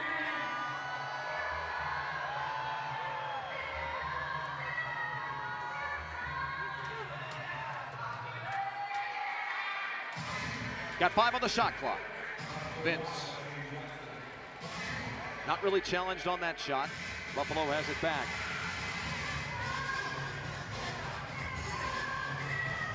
Very deliberate coming out to set the offense. Buffalo is right here. I think that they want to start milking the clock down. It's easier to milk clock here in the third than it is in the fourth when everybody's expecting it.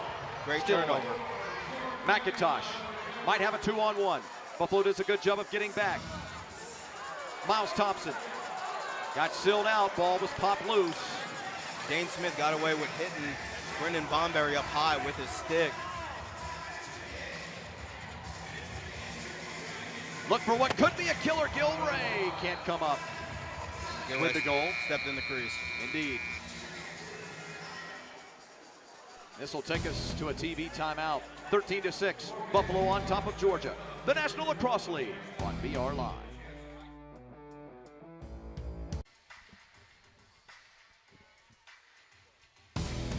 On February 1st, the San Diego Seals are making history by hosting the Colorado Mammoth for the first National Lacrosse League game to be played in Las Vegas. For more information, visit sealslax.com/Vegas. Will Las Vegas be potentially one of the homes of one of the new expansion teams coming up over the next few years? I'm just saying, if San Diego needs somebody to come and help out and do anything, I'll go to Vegas. You'll do anything for Vegas. I volunteer as tribute. I know you will. Hey, look at that ball rolling in. They're going to say that ball did not go in. It hugged the line, did not cross the line. Oh, my. Boy, from our vantage point, it looked like that ball was rolling in, did it not? Yeah, it just looked like the magical roll was going to go the Swarm's way. And almost like there was a lip in between. I guess we know which way they vacuumed the carpet at the half. 13-6 we stay at. 2-minute mark coming up of this third quarter. Buffalo in full command of the ball game right now. Will it stay that way? Cloutier trying to wrap around, finds a teammate, Byrne, and Byrne is checked by Poulin. Crease violation for Josh Byrne. And then the extra from Mike Poulin. Just a little something reminding me was there. Tutton. Chad Tutton still out on the floor, going to shovel it over to a teammate. That was Hall. Hall off to Shane Jackson. Swarm mixing it up here by letting some of their defenders stay out on the floor and get physical with the defenders for Buffalo. Zed Williams makes it count in the end. Zed Williams, the 4th overall selection of the 2017 draft, last year really blossomed into some kind of a player. Had 22 goals and 23 assists. Tonight, he's just collected his 4th goal, make it 5th goal of the campaign. Yeah, and you're absolutely right. This is a full field contest, and it's going to have to come from physicality, and that's exactly what Zed Williams did. Got into the body of Bryce Sweeting, and then got off and then got the shot past Matt Vins. And this is what we're going to see a lot more from Georgia close out this contest. I think they feel that a couple more goals before the end of this quarter, and they can control the 4th quarter and get back in it. Fans, don't forget to watch all the action from around the National Lacrosse League this season with BR Live. Choose an annual, monthly, or per game pass. For more information, visit NLL.com/BR Live. Back to a 6-goal game. Fraser trying to work with his left hand and get the defender off of it. Nice job of rotating and taking out Dane Smith. Look at the physicality. You got to love it. Swarm have come to play physically in this second half, no doubt about it. Fraser tries for the front side, work around from the left to the front side dunk, and he ends up putting that one over the left shoulder of Poulin. Wait until we get the replay on this one. Sometimes you got to be strong. Sometimes you got to be skillful. And Chase Frazier, absolutely skillful on that. Fighting through Jason Noble around the corner. Whoop, whoop, over the top of Mike Poulin. Went right over the top. You're right. Not even over the shoulder. You can't go through the Poulin wall sometimes. Sometimes you got to go over the top. You got to rappel over it, yeah. Back to a 7-point ball game, and that. And look at that shot, that fight by Frazier. Fights through the contact. Now a 7-goal game, Brandon. That was a big one. Yeah, it ended the momentum swing that the Swarm tried to get going, especially with the quarter expiring. Down to the final 50. Poulin comes up with another big save. Wiedemann comes out of the pack with it, or at least he's trying. And I'm going to push. This is Stotts. Randy playing point guard this year. One of the top assist men in the league. Give off to Williams. Zed got pushed out just a little bit there by Mitch Desnew. Desnew's been so good. By the way, to answer the question from earlier, 7 loose balls collected by Desnew so far in the ball game. Try the underhanded right-handed shot. Zed comes up empty. Final 12 seconds of the quarter coming up. Buffalo going to try to push. Jordan Hall was down on his knees after taking a shot during that offensive set. Off the pipe, rebound put on top. Dane Smith comes up empty. Poulin kind of filled the pipes there and kept Smith away from the open zone. And that'll take us to the end of the third quarter. An entertaining third quarter, to say the least. 14-7, Buffalo out in front of Georgia. Through 3 in Metro Atlanta. This is the National Lacrosse League on BR Live.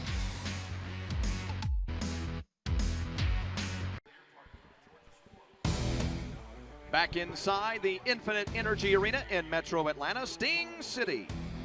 On the north side of town. Watch the National Lacrosse League with BR Live. Download the app to catch all the moments that matter.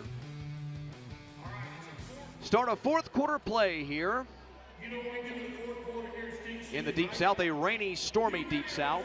Here's hoping all of you out there across the Midwest and the Southeast having a safe night tonight. Some of these storms that have rolled through the eastern and southeastern portion of the country have been, boy, very, very stout, producing tornadoes. We're safe all inside the building here on the east side of town. Back alongside Brandon Joseph, I'm Chris Mooneyham. Thanks for tuning in. Tabitha Turner down on the field with us. It's been all Buffalo tonight. Georgia has continued to try to get back into it. Made a few runs here and there and cut into this deficit that they've been looking at all throughout the evening. But man alive, has Buffalo looked tonight better than they have all season? Yeah, without question. Tonight they look like, well, quite frankly, they look like the 2018-19 versions of their squad. Yeah, I think if you're John Tavares. Oh my, Randy Stotts, very quickly now, 24 seconds into the fourth frame. Just like that, it's 14-8. Things change drastically. I was gonna say, if you're John Tavares, I think the outcome of this game will determine how you close it out, and that's not the way he wants to start the fourth quarter. Randy Stotts with a little step back, spin back, fire into the back of the net, right past the ear hole of Matt Vins. And Randy Stotts, he's really come on strong. We talked about it in the third quarter. Not really getting the goals to that point, but he's getting the assist. He's facilitating, still up there in points. He's now taking over the game. Got a hat trick in 4 goals. He got his 3 in the last 4. This was at one point a 6-1 Buffalo lead and an 11-3 Buffalo lead. So a little bit of a Georgia run since those 2 points, of course. And the complexion of this one is slowly starting to change. Miles comes flying in off the bench on transition, or at least on switch. Shane Jackson pushed out. Miles tries to go behind the back. Surprised Vins, but the shot was a little errant, and so he was bailed out. Here comes Sweeting.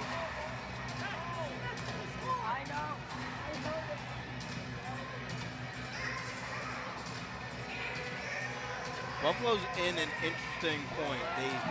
They want to use up as much of the shot clock because that's using up the game clock, but they still need to get intelligent shots. They still need to get good shots on goal. You don't want to get stagnant offensively. You don't want to lock it down and try to park the bus and you're on a decline. Randy Stotts, left side or bottom side of your screen if you prefer. He's going to take the shot himself, look to add to his goal tally.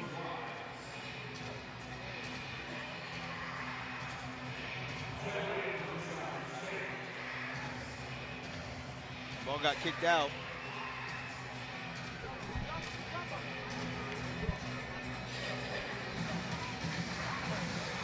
Buffalo was late getting back to that ball. Oh, Karam really far out, but they're, again, more concerned about slowing down the tempo. If you've ever heard the phrase in football, taking the air out of the ball, this is effectively what they're trying to do here. Luce had his shot deflected, and Poulin made the save.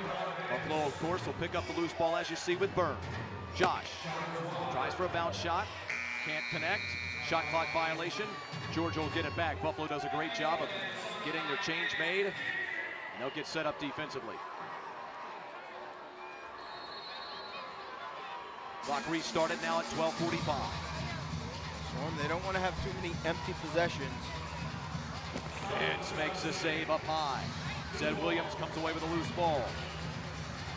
You get one here if you're Georgia, and then things really start to get interesting.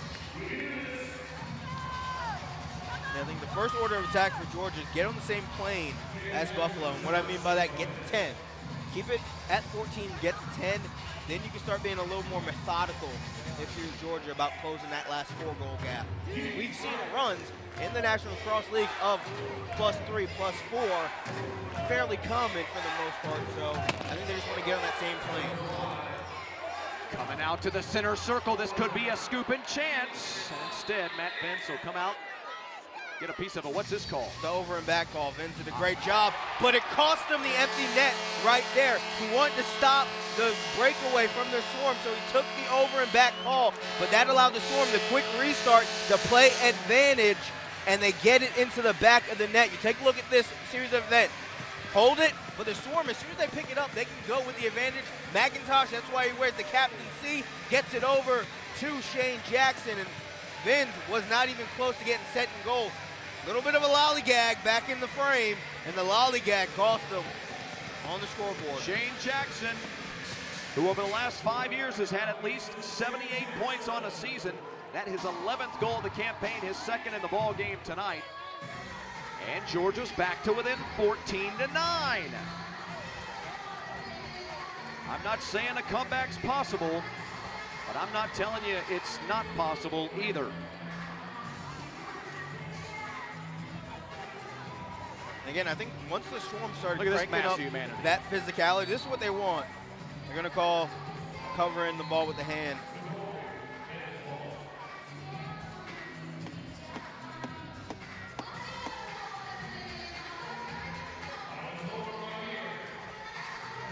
I think for the Swarm, they have that 10-minute mark in mind.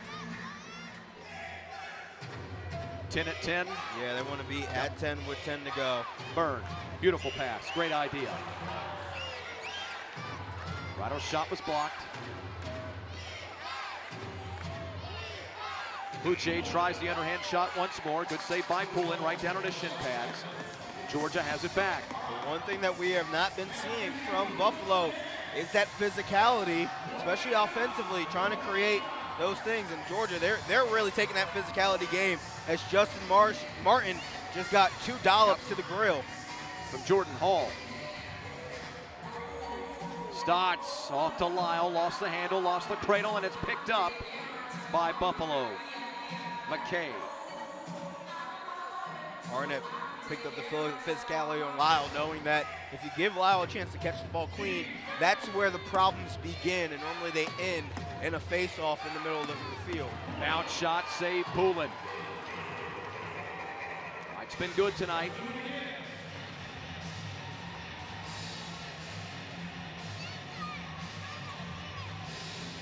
Great fake, unable to get it to convert. Great job of creating that shot opportunity.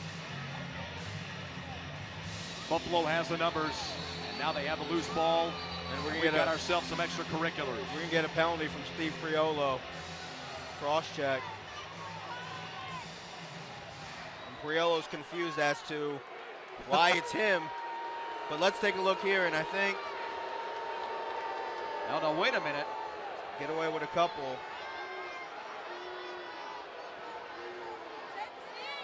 I believe Adam Wheatman's trying to buy a major here. Well, if it draws blood. I believe he's trying to buy a major. Going over and showing the official, and you saw him right there, 27 in purple tonight. 2 minutes for a border call.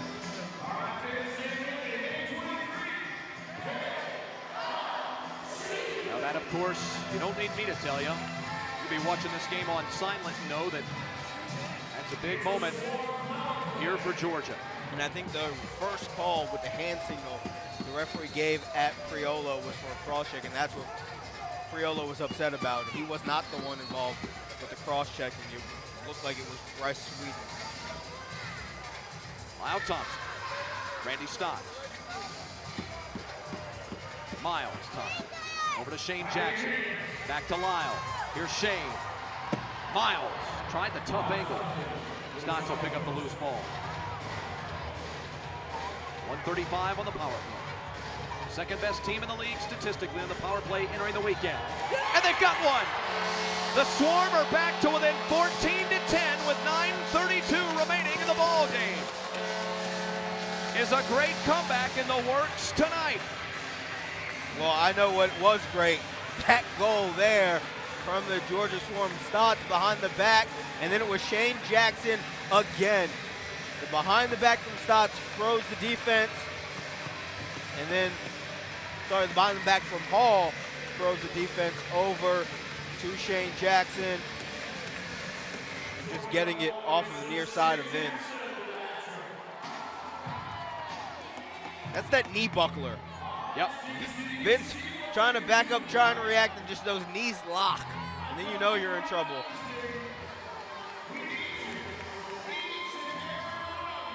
Look at this battle on the X. Jordan McIntosh and Nick Wees. Priolo gets out of the penalty box immediately, starts a You talk about a massive humanity. Priolo versus Brendan Bomberry. Holy baby. Well, he got Bomberry's stick off of the exchange to start and then just threw it about 25 feet. We may have ourselves another penalty coming up. We'll sort out the details when we come back. This is the National Lacrosse League on BR Live.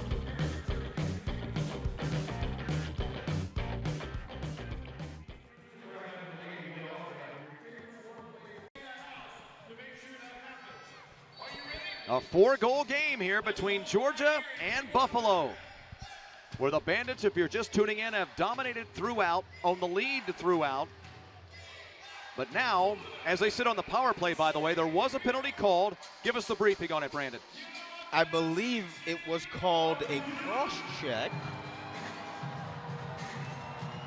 on the Swarm, trying to get official word. Yep. Jason Noble is the offending party either way. So the Bandits on the power play, minute and a half remaining now. Georgia right now shorthanded, looking for the shorty. Man, oh man, would it be massive. Once down 6-1 in this ball game, once down 11-3 in the affair. They fought their way back to 14-10. And realistically have a chance to come back and win this ball game. It would be some kind of a comeback.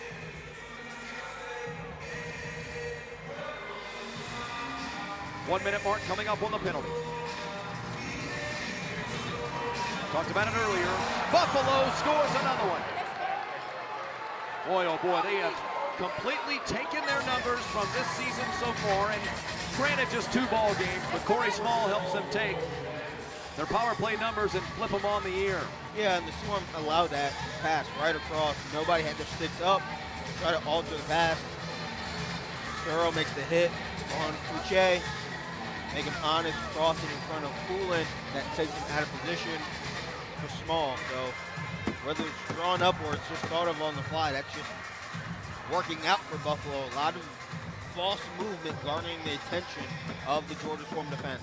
2 of the better teams in the league on the power play. Georgia at 60% percentage scoring, number 2 in the league. Meanwhile, Buffalo at number 4 in the league at 56%. A scrum for this loose ball. They know how big it is. 5-goal game, 15-10 now Buffalo. Of course, the minor is off, so we're back to even strength. After the goal by Buffalo.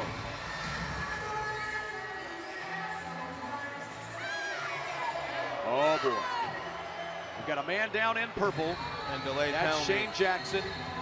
And he was hit with a little retaliation from some of the fracas that we had a little bit earlier. This one's going to go against Matt Spanger. Spenger, the defenseman from Toronto, Ontario, Canada, is slowly making his way over to the Pine. I think this could be a double minor just to kind of keep control of this contest.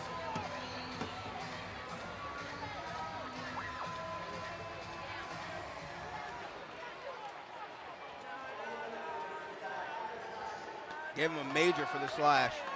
5 minutes. Oh my. Oh my goodness. And he knew it as soon as it happened. He had that hand out. I don't think he meant the slash. I'm not going to put that on him. There was frustration building because of the physicality. But you can tell instantaneous by his reaction that that was not the intent of Spenger.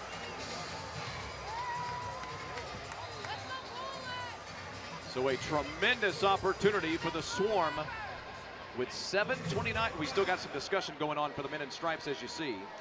5 minutes slashing. Spenger in the box. 7:29 mark remaining in the ball game. And the clock is wound.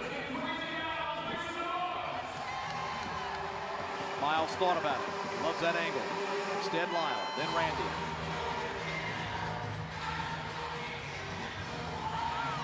Jackson had it for a moment. Stotts off to Thompson. Thompson back to Jackson. No, I beg your pardon. That's Jordan Hall. Jordan Hall on the top. Stotts. For 1-2 there. Thompson had the loose ball for a moment. Weidman had it as well. Now Randy at the top. Jordan back to Adam.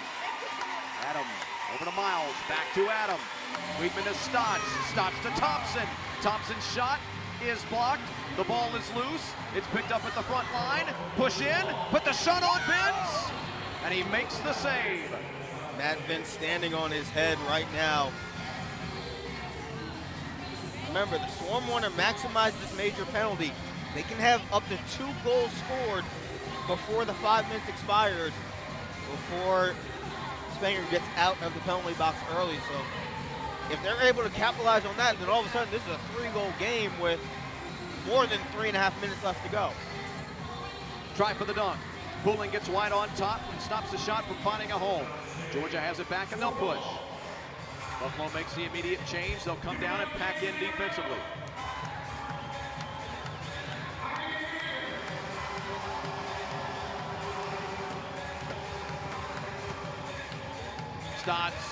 Stotts was looking for number 4. Miles comes up with the carom. Now Lyle Thompson has it. Lyle finds Randy. Randy tries behind the back. Weidman will pick it up, and it's a shot clock violation. 3:08 left to go in this penalty. I think for the Swarm, you don't want to get anxious because you can score 2 in that time frame. But you're getting a little concerned because this is the best opportunity maybe that will be left in this game to get back in it. And again, keep in mind, I was talking about penalty numbers, and Buffalo struggling on the kill on the PK this year, and I mean struggling. 10th in the league to be precise. And the near side official missed. Officially violation from Cloutier. Lyle Thompson. 5-minute mark remaining in the ball game. 2.5 on the power play. You almost have to get one here, don't you, Brandon? Yeah. Running out. Buffalo's going to just kill the shot clock and try to maximize the time elapsed on the penalty. Great defense there by Steve Priolo to knock that ball out from behind to disrupt the cradle that was being set forth by Miles Thompson. Still loose. Almost, if you're Buffalo here and you're Nick Weiss, you almost don't care if you come up with possession because you're killing so much clock. Yeah.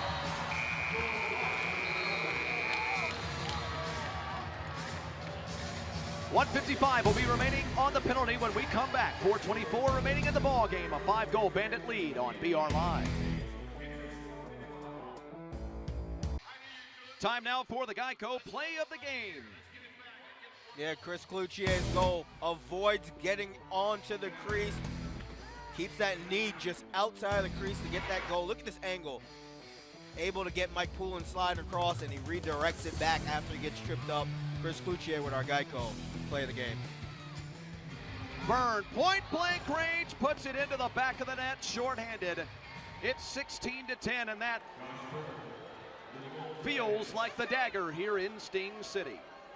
Yeah, right off a restart. This is what, the second or third goal in this contest Buffalo scored right off the resumption of play. Frazier runs around unmarked, unmolested, able to get that ball to Byrne. And if you're the Swarm on that interchange, it looked like the Swarm were playing a man down. Here, right off the restart, Frazier to Byrne, and that one's going to burn the Georgia Swarm defense. Josh Byrne now with hat tricks in 2 consecutive ball games. Put down a hattie versus Halifax. Now he's got a hat trick tonight as well. Coming up on NLL Postgame Live, highlights and analysis of tonight's game and a look at scores from across the league. All that more coming up next. Looks like it'll be a happy visitors locker room here at Sting City tonight for the mid-clad in orange, the Buffalo Bandits. Penalty still in effect, by the way, on the shorthanded goal, so Buffalo is still a man up. I'm sorry, Georgia is still a man up. Thompson scoops up the loose ball, shot clock violation, and Buffalo's getting it back. Well, I'll tell you, with all the momentum that Georgia had built back in this ball game, all the good favor, all the energy that they had picked up from that run to get back into it at 14-10, this power play here for Georgia and the lack of production on it, and then giving up the shorthanded goal, well, really the last, well, now 4 minutes and 15 seconds has been a microcosm of this ball game tonight. Yeah, it was right at the precipice for the Swarm to get back into it, and they could not maximize. They had an opportunity to put up 2 goals to really close out that lead that Buffalo had and change the momentum to get back in this game and try to make a magical comeback. As you talked about at halftime, either we were going to talk about how Buffalo really dominated this contest or how the Georgia Swarm were able to make a phenomenal magical comeback. Well, Buffalo did just enough, and that involved a clutch penalty kill here, a penalty kill in which they won. They got the goal advantage on the PK.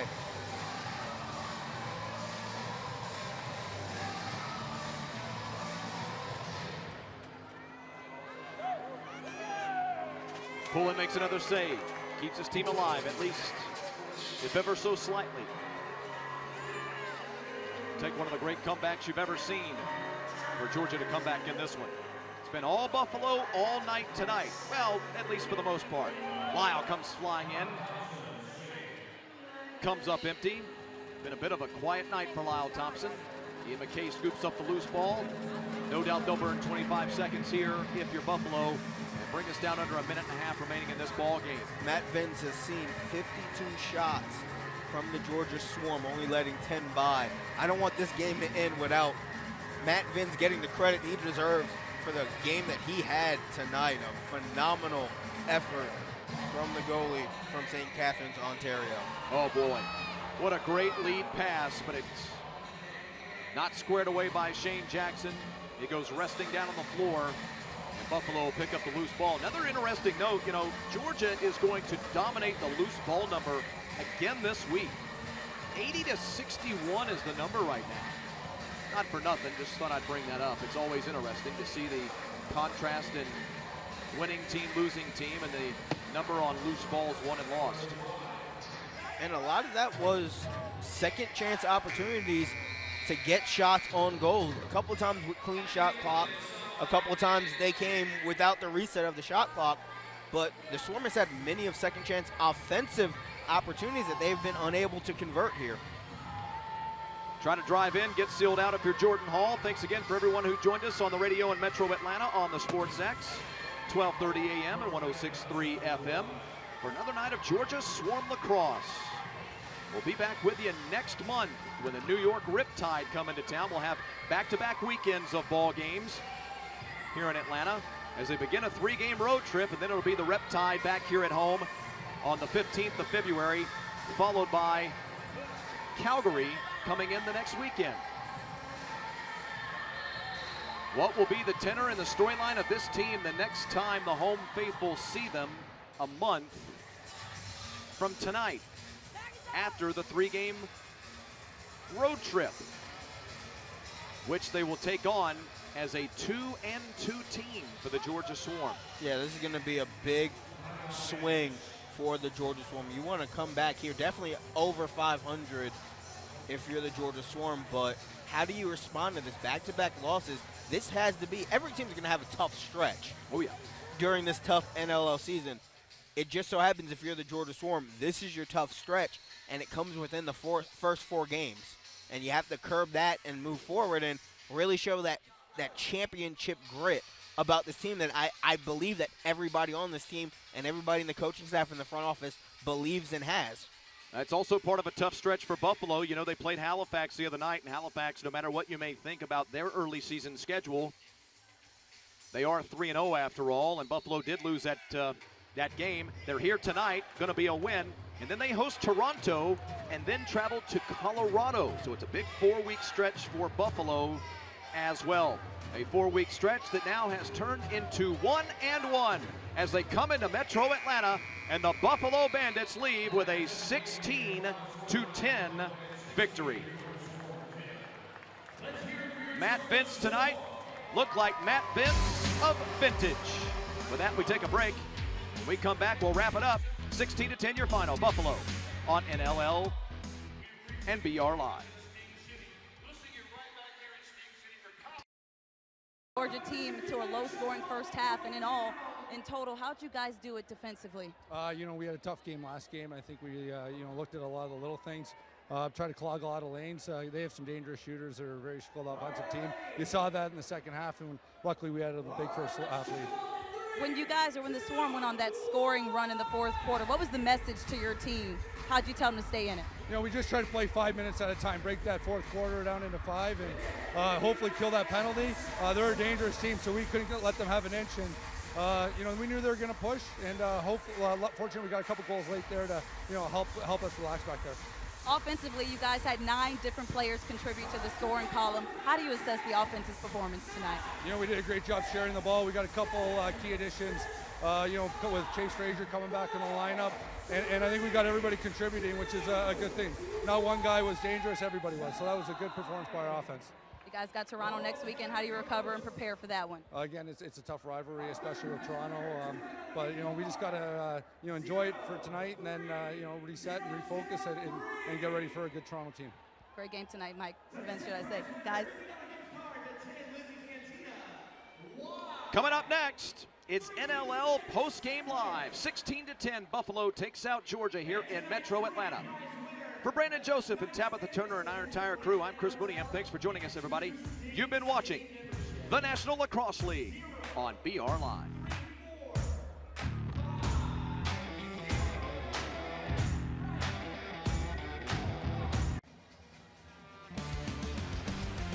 Welcome to NLL Postgame Live alongside Drew Petkoff. I'm Mark Zinno. Final here tonight, the Buffalo Bandits 16, the Georgia Swarm 10. And, for a team that looked like they were struggling offensively coming into this game, Buffalo did everything right, and they got an outstanding night from Matt Vince. Yeah, Buffalo had a great contribution from everyone across the board. They did an unbelievable job of sharing the ball, and what stood out to me most about their offense was just every guy was willing to go hard to the net, and the energy level that they showed and trusted their teammates fully. And you saw Chase Frazier come back as we see him there. He had a hat trick tonight in his first game of the year. Josh Burns scored 3 of his own. I mean, this was a complete effort. And you talk about Dane Smith being such the focal point of this offense. He didn't have to be tonight. No, and one of the things that does get overshadowed by, having Dane Smith on your team is that I think Buffalo and Georgia have the best, offensive weapons in the league. Now, with Buffalo, you talk about Dane Smith because he was the league MVP. He has the record for most points in the regular season. But, again, they have so many dangerous tools on this Buffalo offense that anybody can really make it happen. So the final stats of the night, as you see again, Matt Vince faced 54 shots. He was absolutely outstanding between the pipes. And you see how Georgia really, they never got going offensively. You look at those shots on goals, you look at their power plays and their faceoffs once, say that's typical of the way the Georgia Swarm play and how they win lacrosse games, but they just never really had any rhythm. No, and really the shots on goal were a different story in the second half than the first, and kind of the game was in general. The Swarm played a pretty good second half overall, or at least compared to the first half. The first half, there was just no life, especially with the Swarm defense. They were allowing guys to shoot from areas on the floor that you would never want to allow guys to shoot from. And these are, quality players. This isn't me taking that shot on offense. This is, a top goal scorer in the league who's wide open in front of the net. And it's just a mistake by the Swarm defense. So the stats, while they look a little bit close, it wasn't a close first half, and unfortunately it was too much of a hole that the Swarm dug themselves into to really fight back in the second. And so the final here once again tonight, the Buffalo Bandits 16, the Georgia Swarm 10. The Bandits move to 2-1 on the year. The Swarm fall to 2-2. And the only meeting between these two teams during the regular season, and if they meet again in the postseason, obviously that's the next time that will happen. Take a look at the next Georgia Swarm game. Saturday, January 18th, they make their first trip up to Long Island to face the expansion New York Riptide. You can watch that game on BR Live Faceoff 7:30. So once again, the final here tonight from the Infinite Energy Arena in Duluth, Georgia. The Buffalo Bandits 16 and the Georgia Swarm 10. For Drew Petkoff, I'm Mark Zinno. You've been watching the National Lacrosse League. Have a great night, everybody.